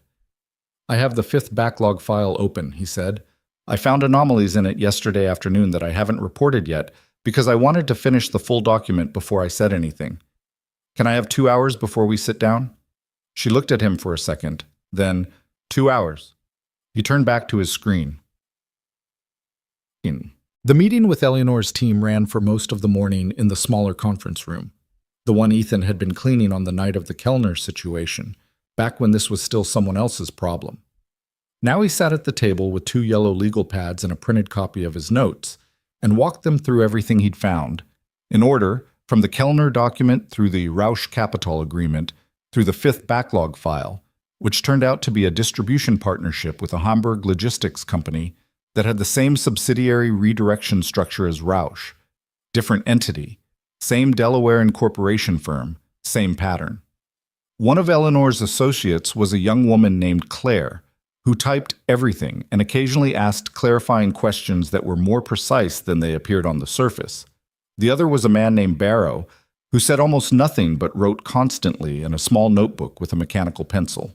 "The pattern you're describing," Eleanor said, about 90 minutes in. 3 agreements, all German market, all involving subsidiary entities with connections to the same incorporation firm. Your assessment is that this is not coincidence. My assessment is that the same legal architecture was used in all 3 cases, Ethan said. Whether that architecture was coordinated or separately arrived at, I can't determine from the documents alone. But the structural similarity is specific enough that it would require independent parties to make exactly the same series of unusual drafting choices in exactly the same sequence. And your estimate of the financial impact across the 3 agreements? Rausch and Hamburg together, based on the redirected fee structures, I'd estimate somewhere between 60 and 90 million over the life of the contracts. Kellner is in a different category. The undisclosed liability exposure was potentially 8 to 10 times that. Claire stopped typing for a moment, then started again. The question I can't answer from the documents, Ethan said, is whether Sterling Global was the only target or whether this law firm structure was used in deals with other companies. Eleanor looked at him. That's the right question, she said quietly. It had the quality of a statement she hadn't intended to make out loud, and she moved past it quickly. We'll need your notes. Everything. The annotations, the cross-references, the subsidiary findings. I have copies for you. He slid 2 folders across the table. She picked them up, looked at the top page of the first folder, and was quiet for a moment. Mr. Brooks, she said, you've been at Sterling Global for how long? 17 days. She looked up. 17 days? Yes? She looked at the folder again. The previous review process, outside counsel, prior to your hire, had been in place for 6 years. I know. She closed the folder. She didn't say anything else about it, but she didn't need to. The floor had a different quality to it for the rest of that day. Not loud. Nothing visible had changed. No announcements, no visible disruption. But the specific texture of people going about their work with a portion of their attention directed elsewhere was there if you knew what to look for, and Ethan knew what to look for. He had been back at his desk for about an hour when Douglas Hale walked past. Hale was not a small man. He had the physical bearing of someone who had spent his career being the most senior person in most rooms. Not aggressive exactly, but occupying space in a way that communicated an expectation of deference. Ethan had seen him twice since starting, once in the hallway near Richard's office, once in the elevator. Both times Hale had looked at him and then looked away, the specific kind of not looking that is a form of looking. This time Hale stopped. Ethan kept his eyes on his screen. Brooks, Hale said. Ethan looked up. Hale was standing beside the desk with his hands in his pockets. His expression was the specific neutrality of someone who had spent years in corporate environments learning to deliver threatening messages in language that couldn't be quoted later. I heard you had a long morning, Hale said. Meetings, Ethan said, with outside counsel. Yes. Hale looked at the desk, at the open files, the yellow legal pads, the folders. He was doing the assessment that powerful people do when they're trying to understand the scope of something. You've been busy, he said. That's the job, Ethan said. Hale looked at him. You know, in my experience, people who come into a new environment and immediately start looking for problems, they're not always finding real problems. Sometimes they're finding the things that look like problems to someone who doesn't have the full context. Ethan looked at him steadily. What context am I missing? Hale smiled. It was the kind of smile that doesn't reach any other part of the face. Complex deals have complex structures. Not everything that looks unusual is unusual for the wrong reasons. I appreciate the perspective, Ethan said. I'll keep it in mind. The smile stayed exactly where it was. You do that, Hale said. He walked away. Grace appeared at the edge of Ethan's desk approximately 30 seconds after Hale turned the corner. That was fun to watch, she said. You were watching? Everyone was watching, she said. We were just looking at our screens while we did it. She glanced in the direction Hale had gone. He went to your desk. That's not normal. I know. What did he say? Ethan turned back to his screen. He suggested I might be lacking context. What did you say? I thanked him for the perspective. Grace was quiet for a moment. Are you actually worried? He thought about it honestly. No, he said. I'm annoyed. Those are different. What's annoying you? The assumption that I don't understand what I'm reading. He paused. I understand exactly what I'm reading. Grace went back to her desk without saying anything else. That was the right response, and she gave it. He told Olivia about the Hale conversation that afternoon, not because he thought it warranted escalation, but because he'd decided early in this job that the things he observed should go somewhere on the record, even the things that felt ambient rather than specific. She listened without interrupting. When he finished, she said, He came to your desk. Yes. That was a mistake on his part. She said it matter-of-factly, not with satisfaction. I'm not interested in escalating it, Ethan said. I just wanted you to know. I know? She picked up a pen and put it down again. How are you? Genuinely, how are you doing with all of this? You've been here 17 days and you've handed us an investigation that's significantly larger than the one we started with. He considered the question. It wasn't the kind of question he was used to being asked at work, and he wasn't entirely sure how to answer it honestly without making it into more than it was. I'm fine, he said. She looked at him with the expression she sometimes got, the one that suggested she knew the answer she'd received was technically accurate and not entirely complete. Okay, she said. What about Lucas? He's good. He had a pulmonology appointment last week. The new coverage, the specialist didn't blink. Everything went through without the back and forth I'm used to. Something moved across her face. It was brief, and she moved past it quickly. Good. The nebulizer is also fixed, he said, which he hadn't planned to say but which came out anyway. She looked at him. You fixed it yourself? The connector tube. It's a standard part. I ordered it online. He paused. The landlord also fixed the baseboard, finally, so the week had a lot going for it. She was quiet for a moment. It was the kind of quiet that happens when someone has realized they're seeing a fuller picture of a person's life than they'd had before, and is deciding what to do with the added dimension. I'm glad, she said simply.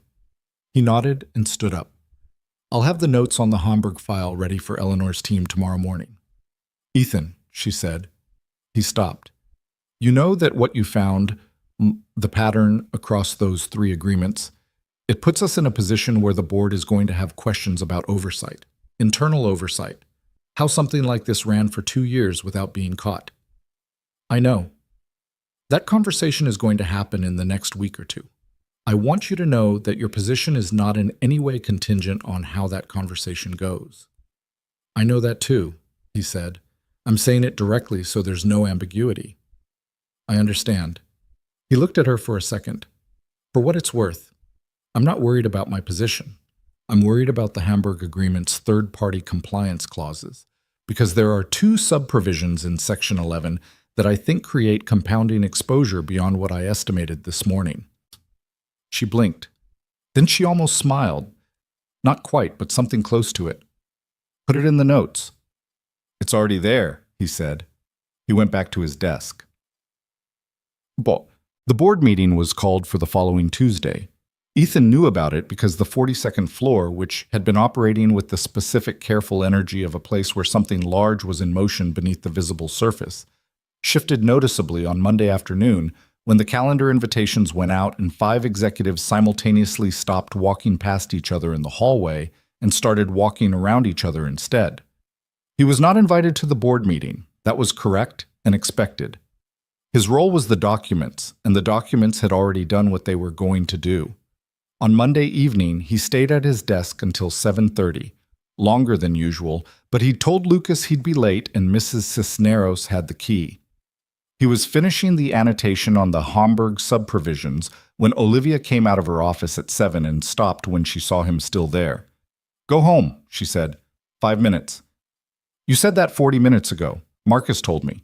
Marcus is watching my desk? Marcus watches everything. It's why I keep him. She came to stand near his desk.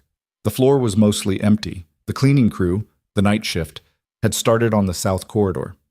He could hear the distant sound of the floor buffer. He had a moment of the specific, slightly uncomfortable sensation of being in 2 places in his mind at once. You're going to be called in tomorrow, she said. Not to the board meeting, after it. Eleanor will want you there when she presents the pattern analysis. Richard told me. How do you feel about that? I feel like I should review the Hamburg section 11 notes one more time tonight. She looked at him with the expression that was becoming familiar, the one that suggested he was doing the thing where he answered a question about his feelings with a sentence about work, and she'd noticed the pattern, and she'd decided not to push it because she probably did the same thing herself. Go home, Ethan, she said. He saved the file. I was going to. You were going to do it in 5 minutes. Same thing. She shook her head slightly. the kind of head shake that is the physical form of an exasperation that has mild affection somewhere underneath it, and went back toward her office. She stopped at the door. "Tell Lucas I said his father works too hard." He looked up. "You've never met Lucas." "I know. Tell him anyway." He closed his laptop. The board meeting ran for 4 hours on Tuesday. Ethan was at his desk for most of it, which was the right place for him to be.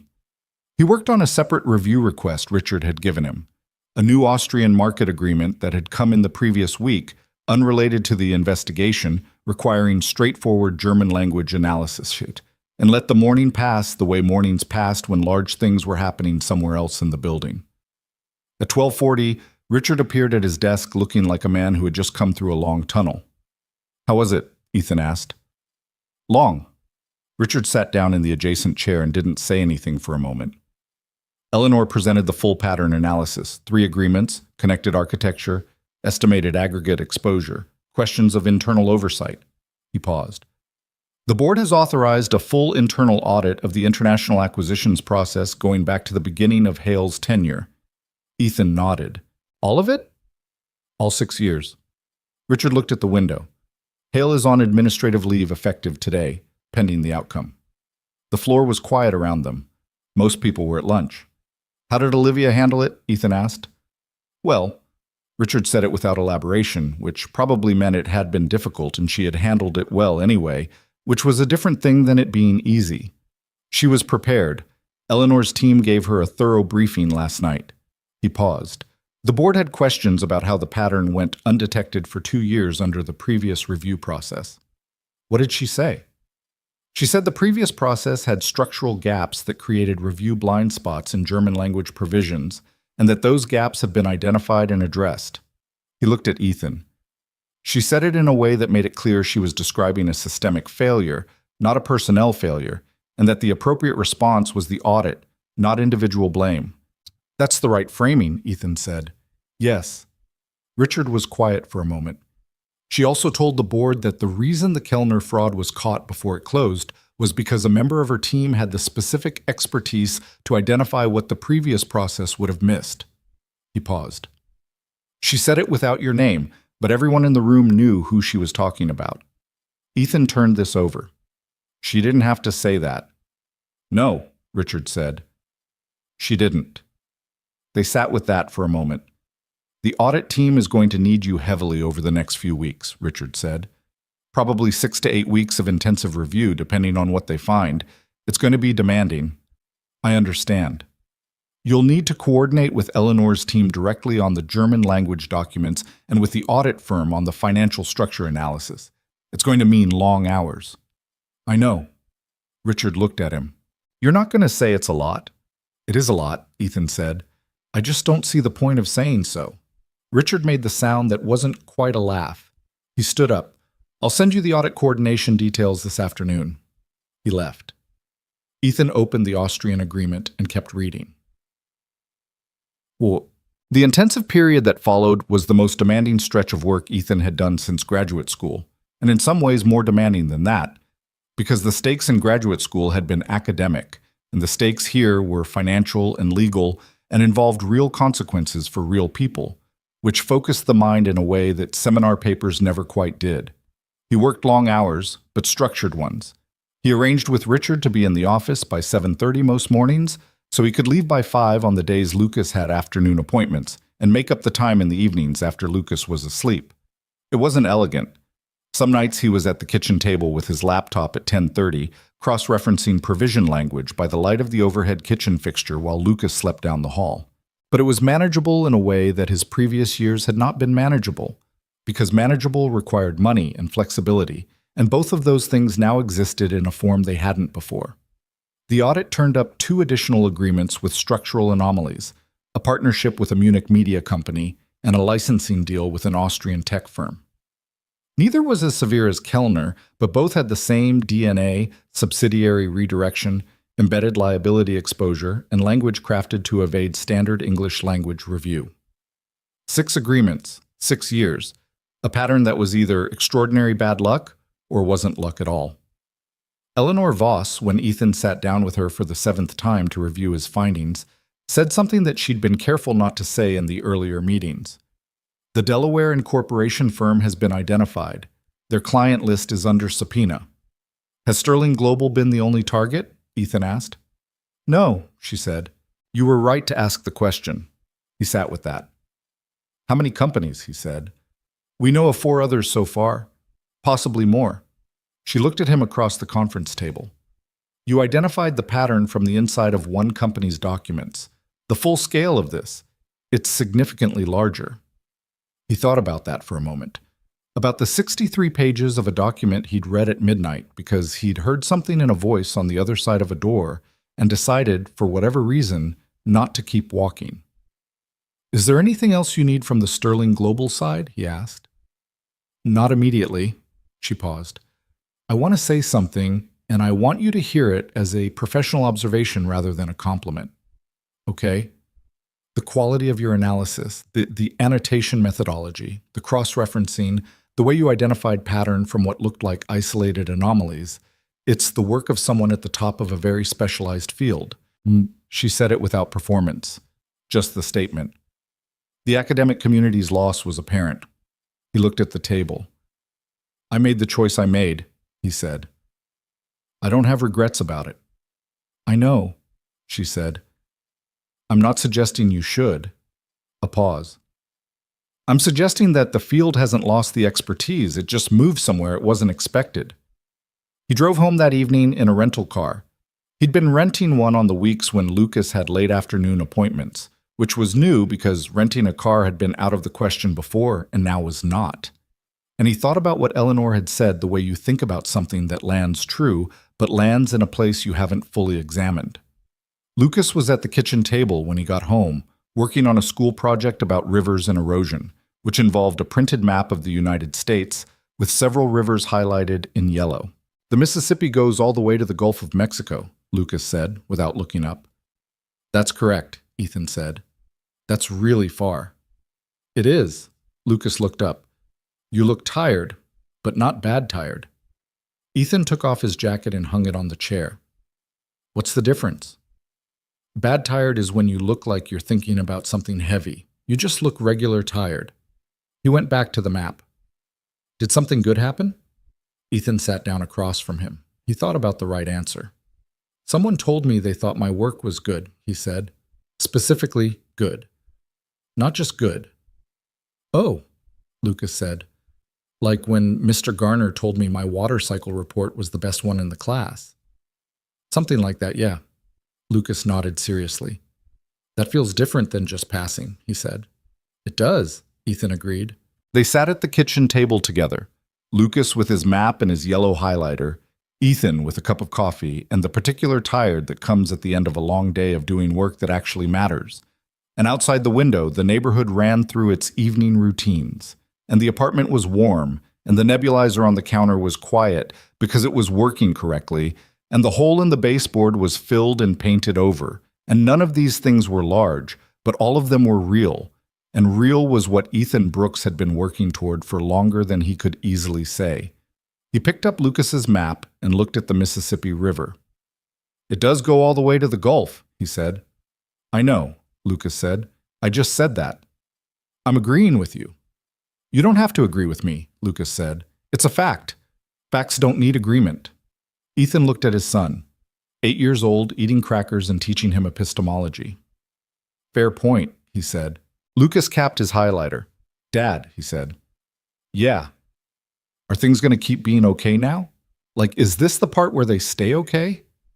Ethan thought about the audit running for 2 more weeks, about the board questions still outstanding, about Douglas Hale on administrative leave and the Delaware firm's client list under subpoena and the 6 agreements and the 4 other companies and all the moving parts of a thing that had started with a knock on a boardroom door. Yeah, he said, I think this is the part where they stay okay. Lucas considered this with the seriousness he brought to most things.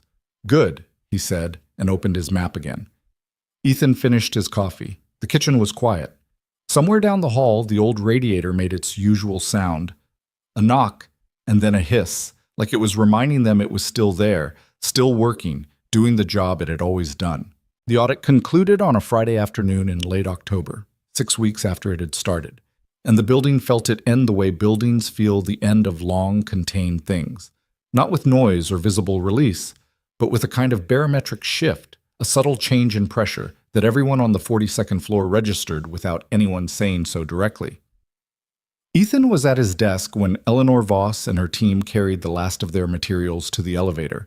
She stopped at his desk on her way out, just for a moment, the way she always stopped, brief and deliberate.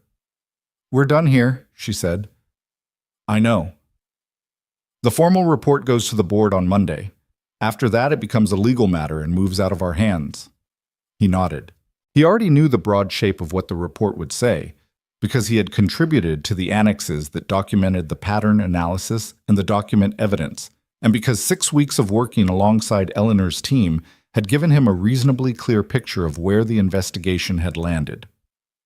Douglas Hale had not come back to the 42nd floor after his administrative leave began.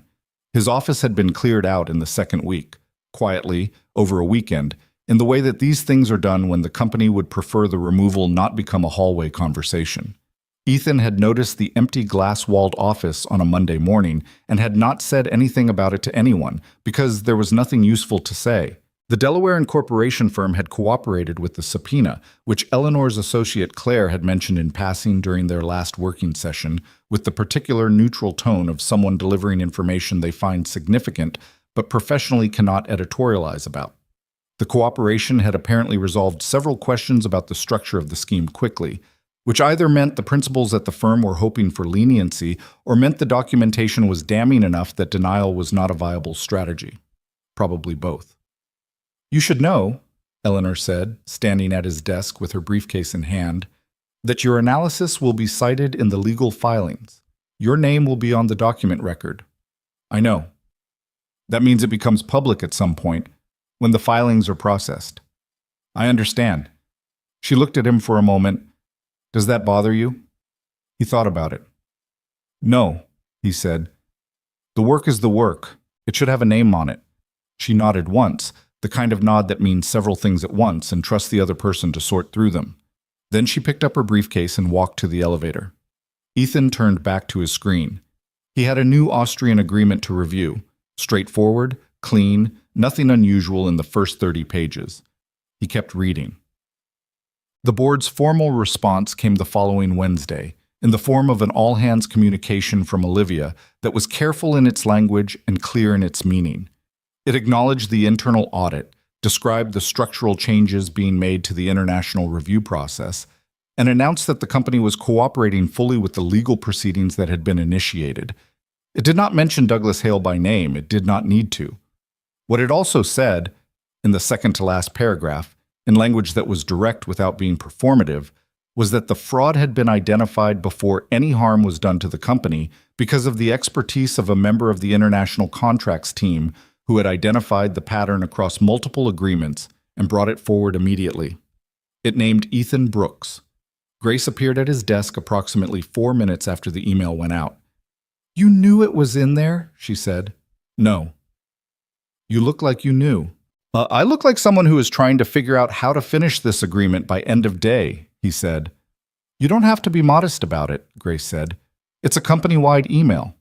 "I know what it is," he said. "I'm not being modest. I'm being focused." She went back to her desk. He could hear her a moment later saying something quiet to the analyst 2 desks over, something he didn't catch, but the tone of it was the tone of someone making a point they'd been wanting to make for a while. He finished the Austrian agreement by 4:30 and sent it to Richard with his notes. Richard replied in 7 minutes. "Clean?" Ethan replied, "Clean." A pause. Then, "First clean one in 6 weeks. I'll take it." Ethan closed his laptop and sat for a moment in the particular quiet of a late Wednesday afternoon in an office where the visible crisis had passed, and the invisible one was in someone else's hands now, being handled through legal processes that moved slowly and did not require his daily attention. He thought about the word clean. What it meant to find a document without a trap in it, without a subordinate clause that redirected something essential, without a carefully hidden provision designed to be missed. He thought about how the clean documents had always been there alongside the poisoned ones, how they were the majority and always had been, How the job was not to assume everything was wrong, but to know the difference between the things that were fine and the things that weren't. That, he thought, was the job. Not suspicion, precision. He picked up his jacket and went home. Chuck. 3 weeks later, on a Thursday evening, Olivia asked him to stay after the rest of the floor had cleared out. Not through Marcus. She came to his desk herself, which she'd done a handful of times now, and which still had the quality of something slightly unusual. A CEO navigating her own open floor plan to speak to someone directly rather than routing everything through channels. "Have you got 15 minutes?" she said. Yes. They ended up in her office, which had become, over the past 2 months, a more familiar space to him than he would have predicted when he first came to this floor in the daylight. He sat in the chair across from her desk. She'd started pulling that chair out slightly before he came in, a small adjustment he'd noticed after the third or fourth time. And she was at her desk, but not in the behind-the-desk posture, more sideways, like she was thinking about something adjacent to what they were about to discuss. "The board met yesterday," she said. "The formal legal referral has been filed. From our side, the matter is essentially out of our hands now. The restructuring of the review process is complete. The audit findings have been submitted." "I know," he said. "Richard updated me." "I know he did." She paused. "I wanted to have a separate conversation with you, not a work conversation." He waited. "I've been trying to figure out how to say this in a way that comes out as what it actually is, and not as what it might sound like." She stopped. "I'm not great at this." "Say the version you have," he said. "You can clarify after." She looked at him for a second, then nodded. "When I pointed at you that night in the boardroom, when I let that moment go the way I let it go, I was treating you as a category rather than a person, not because I'm cruel, because I was scared and exhausted and I'd stopped looking at individuals and started managing resources." She paused. "That's the honest version." I know that," he said. "I know you know it. I want to say it clearly anyway, separate from the professional conversation." She looked at him directly. "And I want to say that watching you work over the past 2 months, I've learned more about what I was missing in this company's review process than I would have learned in another 5 years of normal operations. Not just the technical gaps, the human ones." He wasn't entirely sure what she meant by the human ones. "Meaning what?" "Meaning that the way you work, the methodology, the carefulness, the way you follow what's actually in the document rather than what you want to be in the document, it's exposed a habit we had, collectively, of seeing what we expected to see." She looked at the window. "Hale brought us deals. The deals came with a certain confidence attached, a certain pre-approval, and people stopped reading them as carefully as they should have because reading them carefully would have been, on some level, a challenge to his authority." She paused. "That's not an excuse. That's a failure I own." Ethan thought about that, about the specific dynamic she was describing. The way authority and confidence can function as a form of document pre-formatting, telling the reader what they're supposed to find before they've read the first page. "That's not unique to this company," he said. "No, but it happened here and the cost could have been enormous." She turned back to face him. "I don't want it to happen again. Part of that is the structural changes we've made. Part of it is something harder to structure, the willingness to slow down and read what's actually there." "You can't mandate that," he said. "No," she agreed, "but you can build a culture around it. And that's slower and messier, and I'm not sure I know how to do it yet." She paused. "I'm figuring it out." The room was quiet for a moment. "You should know," he said, "that the Rausch and Hamburg exposures are recoverable. Based on the current agreement terms and the renegotiation leverage created by the fraud findings, the legal team has options that put Sterling Global in a reasonable position." She almost smiled. "Almost." "I know. Richard told me. Then he told me you'd bring it up at some point because you'd been thinking about the recovery structure. It's the logical next question after the audit." "Yes." She did smile then. Not the performance smile, not the professional smile, but the kind that happens when something lands exactly as expected, and the expectation itself is the source of some warmth. "I know." He stood up. I'll put together a summary analysis of the renegotiation leverage points if that would be useful. Tomorrow, she said. Go home, Ethan. It won't take long. Tomorrow, she said again, with the firm kindness of someone who had decided this was the hill. Lucas is waiting. He paused. He's at a friend's house until 8. Then go pick up your son from his friend's house and have dinner and be a person outside this building for a few hours. She said it without drama. Just the observation, offered plainly. He looked at her for a moment. She was right, and he knew she was right, and the rightness of it was the specific kind that was slightly uncomfortable because it required him to admit that someone else had noticed something about his own habits that he'd been half aware of but hadn't acted on. All right, he said. He picked up his jacket. Ethan, she said. He turned. Thank you for all of it. Not just the Kellner night, all of it. He nodded. He could have said something, but the moment didn't particularly need more words in it. He went to the elevator, took it down to the lobby, and walked out into the October evening. He picked up Lucas at 7:45 from a kid named Oliver's apartment 12 blocks from their own. Lucas came out with the specific energized quality of a child who has spent 3 hours playing video games and eating snacks and is now running on a combination of sugar and competitive pride. We beat the 3rd level, Lucas announced, pulling on his jacket in the hallway. Of what? The game. The one where you build the bridge. Oliver kept doing it wrong, and I figured out the load distribution, and we got it. Ethan looked at his son.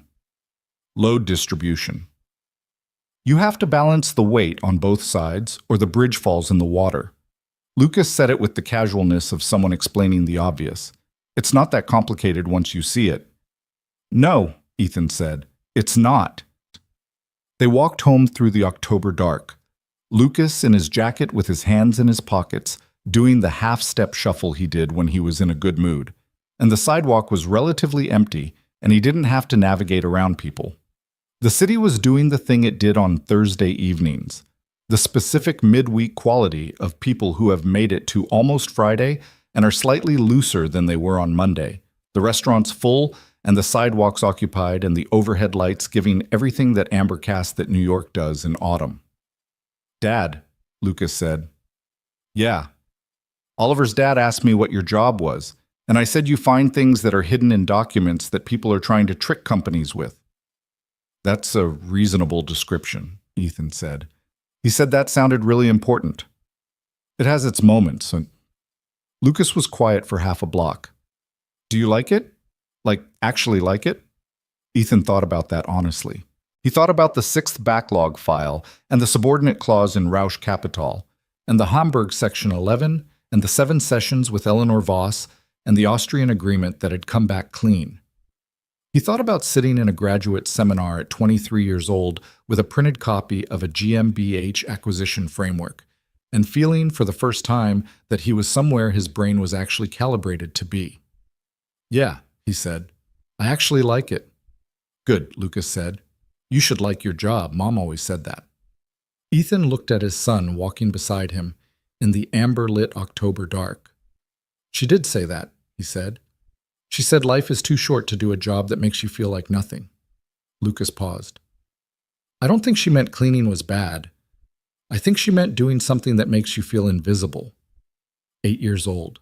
He said it like he was reporting a fact, which was, Ethan thought, exactly how Mara would have wanted it delivered. Not as a wound, just as a truth that deserved to be said out loud. Yeah, Ethan said. That's what she meant. They walked the rest of the way home without talking, which was comfortable in the way that silences are comfortable between people who have been through the same things and don't need to narrate them. In the weeks that followed, the building at Sterling Global settled into a different rhythm. The legal proceedings involving Douglas Hale and the Delaware firm moved into a phase that no longer required Ethan's daily attention, handled now by Eleanor Voss and the litigation team, and whatever machinery the legal system runs on when it gets hold of something it intends to process.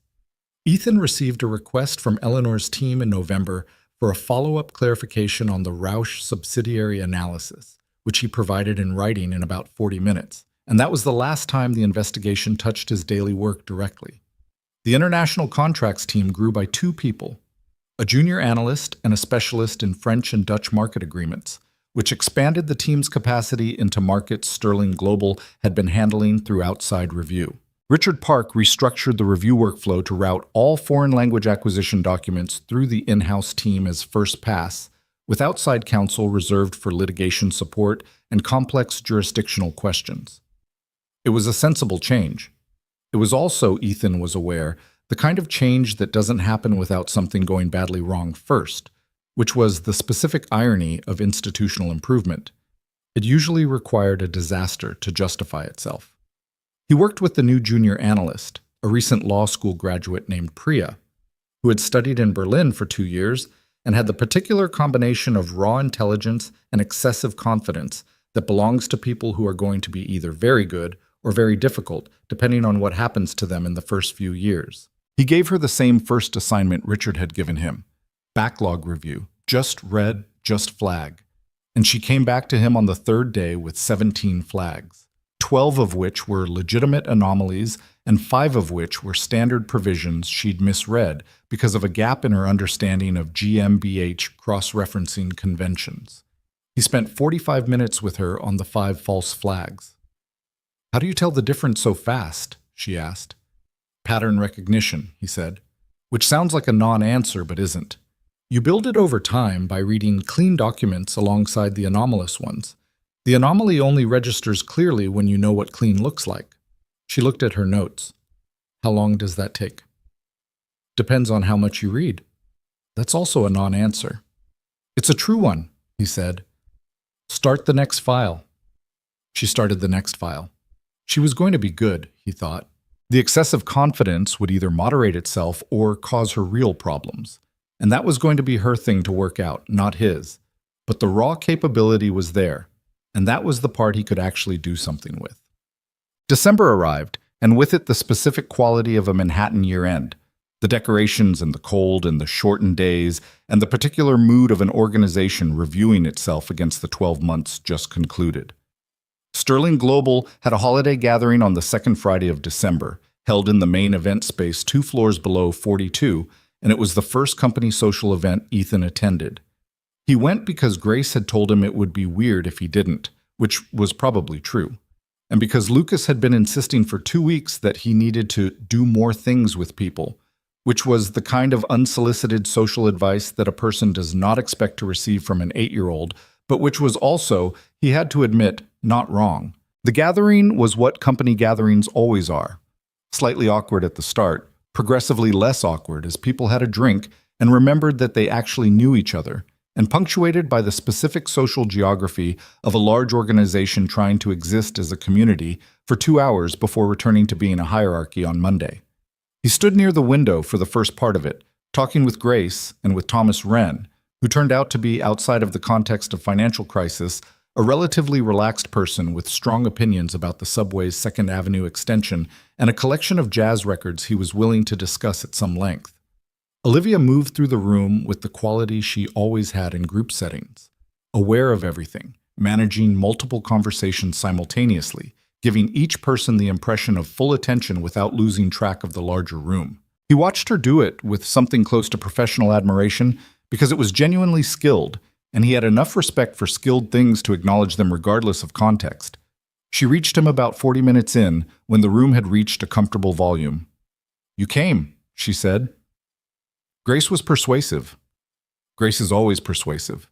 She was holding a glass of wine and had the look of someone who had spoken to every person in the room at least once.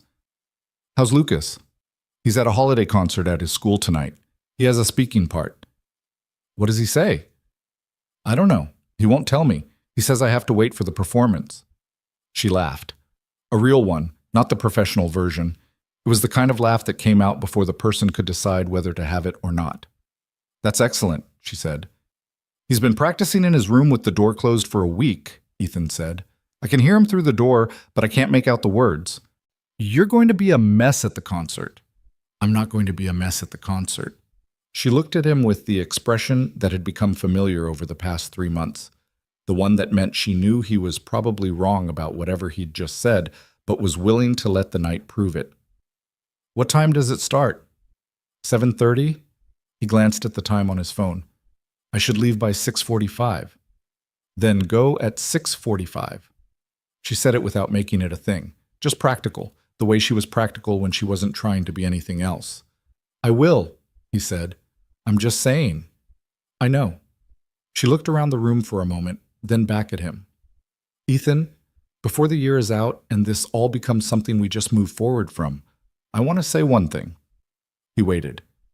I spent the first year and a half running this company trying to prove that I was capable of doing what my father did, she said. Which is a terrible way to run a company, but it's the way I was running it. And the Kellner situation, or rather, the way it almost became a disaster and then didn't, it changed something in how I think about what capable actually means. She paused. Because capable, the way I'd been defining it, was about performance, about not being caught making a mistake, about looking in control. And now? Now I think it's more about building things that can catch mistakes before they become catastrophes, which requires admitting the mistakes are possible, which is harder than it sounds. She looked at him. You showed up not knowing anything about this company, and you read what was actually in the documents instead of what the confidence around them implied. That's not a skill. It's a disposition. And I've spent 3 months trying to figure out how to build that disposition into this organization's culture instead of just relying on one person who happens to have it. He thought about this. You can't import a disposition, he said. You can only create conditions where it survives. I know. I'm trying to create the conditions. He nodded. You're doing better at it than you think. She looked at him sharply. Not offended, more surprised that he'd offered something that direct. What makes you say that? Priya flags 12 legitimate anomalies in 3 days, and you don't hear about it as a success story from Richard. She just does the work, and it goes into the review file, and the process continues. That's a condition. He paused. 6 months ago, that would have been a headline. Now it's just Tuesday. She was quiet for a moment. Then, Tuesday. Yeah. She looked at her glass. I'm going to think about that. You'll be fine, he said. She gave him the look again. The one that had mild exasperation and something else underneath it, something that had developed over 3 months of working alongside each other in the specific, unglamorous way that two people develop a professional trust, which is not sudden and not romantic and not uncomplicated, but is real in the way that things earned slowly are real. Go to your son's concert, she said. He went. Lucas's speaking part turned out to be 3 lines from a poem about winter that the class had chosen together, and he delivered them with the specific combination of total confidence and total earnestness that belongs to 8-year-olds who haven't yet learned to be embarrassed about caring about things. Ethan sat in the folding chair in the school gymnasium and watched his son stand at the front of the room under the gymnasium lights and say his 3 lines in a clear, steady voice, and he did not, as Olivia had predicted, become a mess. He did, however, feel something move through him in the way things move through a person when they've been braced against something for long enough that they've forgotten what not braced feels like, and the bracing very slowly releases. It wasn't joy, exactly. Or it was joy, but complicated. The kind you feel when you've been in a long, dark period, and the light has been returning in increments too small to notice day by day. And then something small but perfect happens in a school gymnasium, and you realize that the light has come back, that it's been coming back, that you are no longer where you were. After the concert, walking home, Lucas slipped his hand into Ethan's without preamble or comment, the way he'd done when he was younger, the way he'd done less of as he'd grown into the version of himself that was trying to be competent and self-sufficient, because he'd learned early that it was a useful thing to be. Ethan held his hand. Good job tonight, Ethan said. I know, Lucas said, very humble. I practiced for a week. That's true. The practice was evident. Lucas was quiet for a moment. Then, in the small voice he used when he was saying something he'd been thinking about for a while. Dad, do you think Mom could see it? The concert? Ethan was quiet for a second. He thought about the honest answer and the comfortable answer, and whether those were the same thing tonight. I don't know, he said. I hope so. I think she could, Lucas said. Not asking, just saying. Yeah, Ethan said. Me too. They walked the rest of the way in the December cold. Lucas's hand in his, the city doing its eternal city thing around them. And Ethan thought about what it means to lose something essential and continue forward anyway. Not because the loss stops mattering, but because continuing forward is the thing the loss requires of you. And because the people who have gone are still present in the children they leave behind, and in the choices those children make, and in the way a man reads a document at midnight with total clarity because someone taught him, early, that the world is made of language, and the language can be understood. But 6 months later, on a Tuesday morning in June, Ethan arrived at the 42nd floor at 7:43, nodded to Carl in the lobby, took the elevator up, poured himself a coffee, and sat down at his desk. He had 2 agreements to review, one from a Frankfurt manufacturing firm, one from a Vienna-based financial services company. Both were at initial draft stage, which meant he was the first set of eyes on them before they went anywhere near a deal team or a board presentation. That was new, as of March. The shift from backlog review to initial review, which moved him earlier in the process and meant that the clean version of a document was partly clean because of him rather than in spite of what had happened around him. He preferred it this way, catching something before it became a problem, rather than identifying it after the problem had nearly consumed everything. He opened the Frankfurt Agreement and started reading. He was on page 7 when he heard a voice behind him. Not Priya, not Grace, not Richard. A voice he didn't recognize. He turned. It was a young man, maybe 26, clearly new. He had the combination of careful suit and uncertain posture that belongs to people on their first week in a new place. He was holding a folder and looking at the desk numbering system, the way people look at numbering systems when they know they're in the right section but can't quite confirm the specific destination. "I'm looking for Ethan Brooks," he said. "That's me," Ethan said. "Oh." The young man's posture adjusted. The recalibration of expectation. "I'm James Renner. I'm starting today. Richard said you were reviewing my onboarding documents." Ethan looked at him. He remembered Richard mentioning a new hire in the German market team, someone fresh out of a European law program, strong language background, limited corporate experience. "Sit down," Ethan said. He gestured to the adjacent chair. James Renner sat down. "You're German? What's your level?" Ethan said. "Fluent, legal German specifically. I wrote my thesis on EU merger control provisions in the German regulatory framework." "What about GmbH acquisition structures?" "I know the framework. I'm less practiced on the cross-jurisdictional provisions." "That's the part that matters most," Ethan said. "The cross-jurisdictional provisions are where the language creates gaps that someone with enough sophistication can hide things in." James Renner looked at him. "Hide things like what?" Ethan turned back to the Frankfurt Agreement. He found page 7, the clause he'd been reading when James arrived, and turned the document so James could see it. "Read this clause," he said. "All of it, slowly." James read it. He was quiet for a moment, then, "The subordinate phrase, vorbehaltlich der eingetragenen Schutzrechte, that's creating a carve-out on the IP transfer." "Yes." "How easy is that to miss?" "Very easy," Ethan said. If you're reading quickly, if you're reading for the main structure and letting the subordinate clauses sit at the edge of your attention." "So you read everything," James said, "not just the main provisions." "You read everything," Ethan said, "especially the things that look like afterthoughts.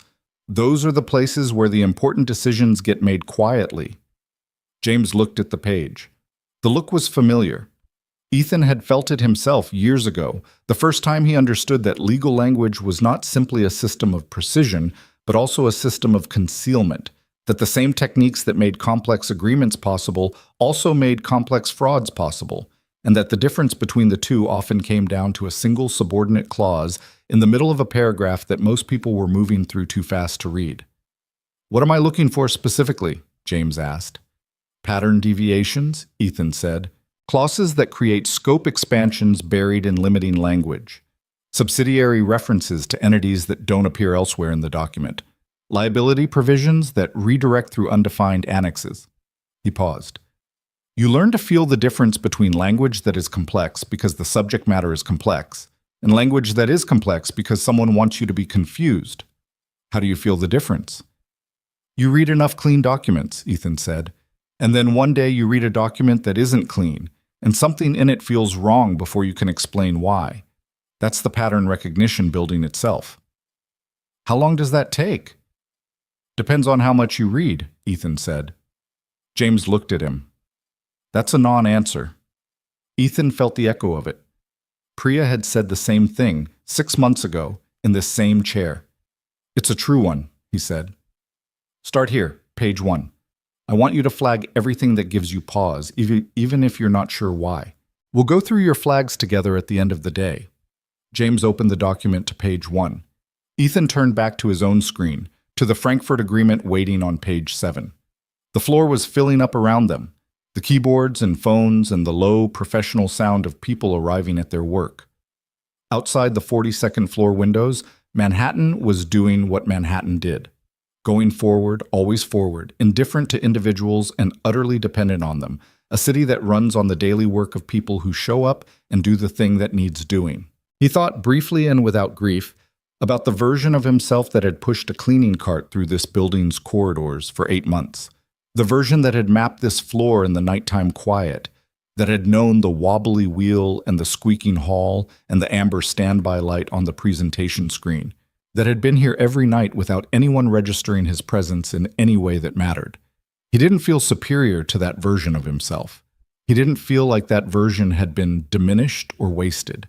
That version had done what it needed to do, had kept a child fed and medicated and attended to, had shown up every night for 8 months without complaint, doing the unglamorous, essential work of keeping a building functional while other people's lives happened inside it. What he felt, mostly, was that the two versions of himself were the same person, that the man who had pushed the cart and the man who read contracts at the corner desk were built from the same materials, moved by the same things, doing, in different registers, the same essential act, showing up, paying attention, doing the work that was in front of him without requiring the work to announce its importance before he gave it his full attention.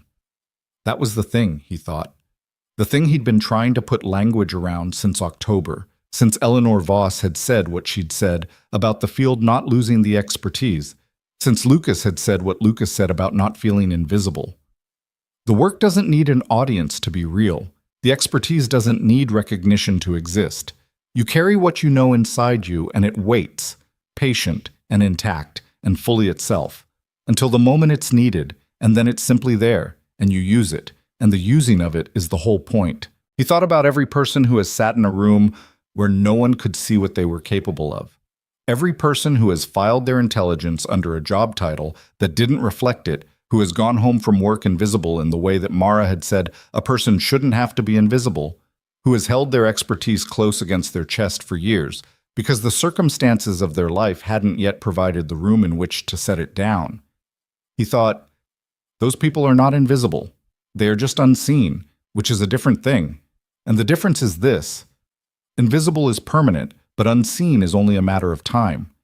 At some point, the right door opens. Someone asked the wrong question to the right person. A boardroom crisis at 11:47 at night turns on a hinge so small it barely registers. And the man with the cart and the squeaky wheel knocks on a door and walks through it, and the room on the other side has no idea what just arrived. The Frankfurt Agreement was waiting on page 7. James Renner was on page 3 of his first document. Priya was across the floor, already deep in something, her legal pad half covered in her dense, fast handwriting. Grace was at her desk with 2 coffees again, one of which she'd set on the corner of Ethan's desk without being asked, because that was what she did now. Because that was the small daily shorthand of people who have become, in the particular and limited way of colleagues who trust each other, something like known to one another. Ethan picked up his pen. He started reading. Outside, the city went on. The morning light was coming through the east-facing windows at the angle it came through in June, sharp and warm, cutting across the floor in a wide bar that moved incrementally as the hours passed.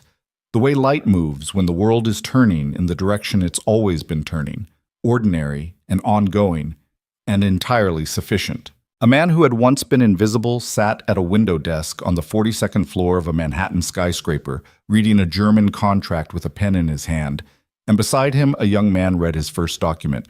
And in a school 12 blocks north, a boy who knew which inhaler was the blue one was learning, this particular Tuesday morning, about rivers and where they go. They all go somewhere, rivers. That's the one thing they have in common. The source doesn't determine the destination. The path is long and narrow in places, and sometimes entirely underground, running through stone you can't see from the surface. But it keeps going, it always keeps going, and one day it arrives.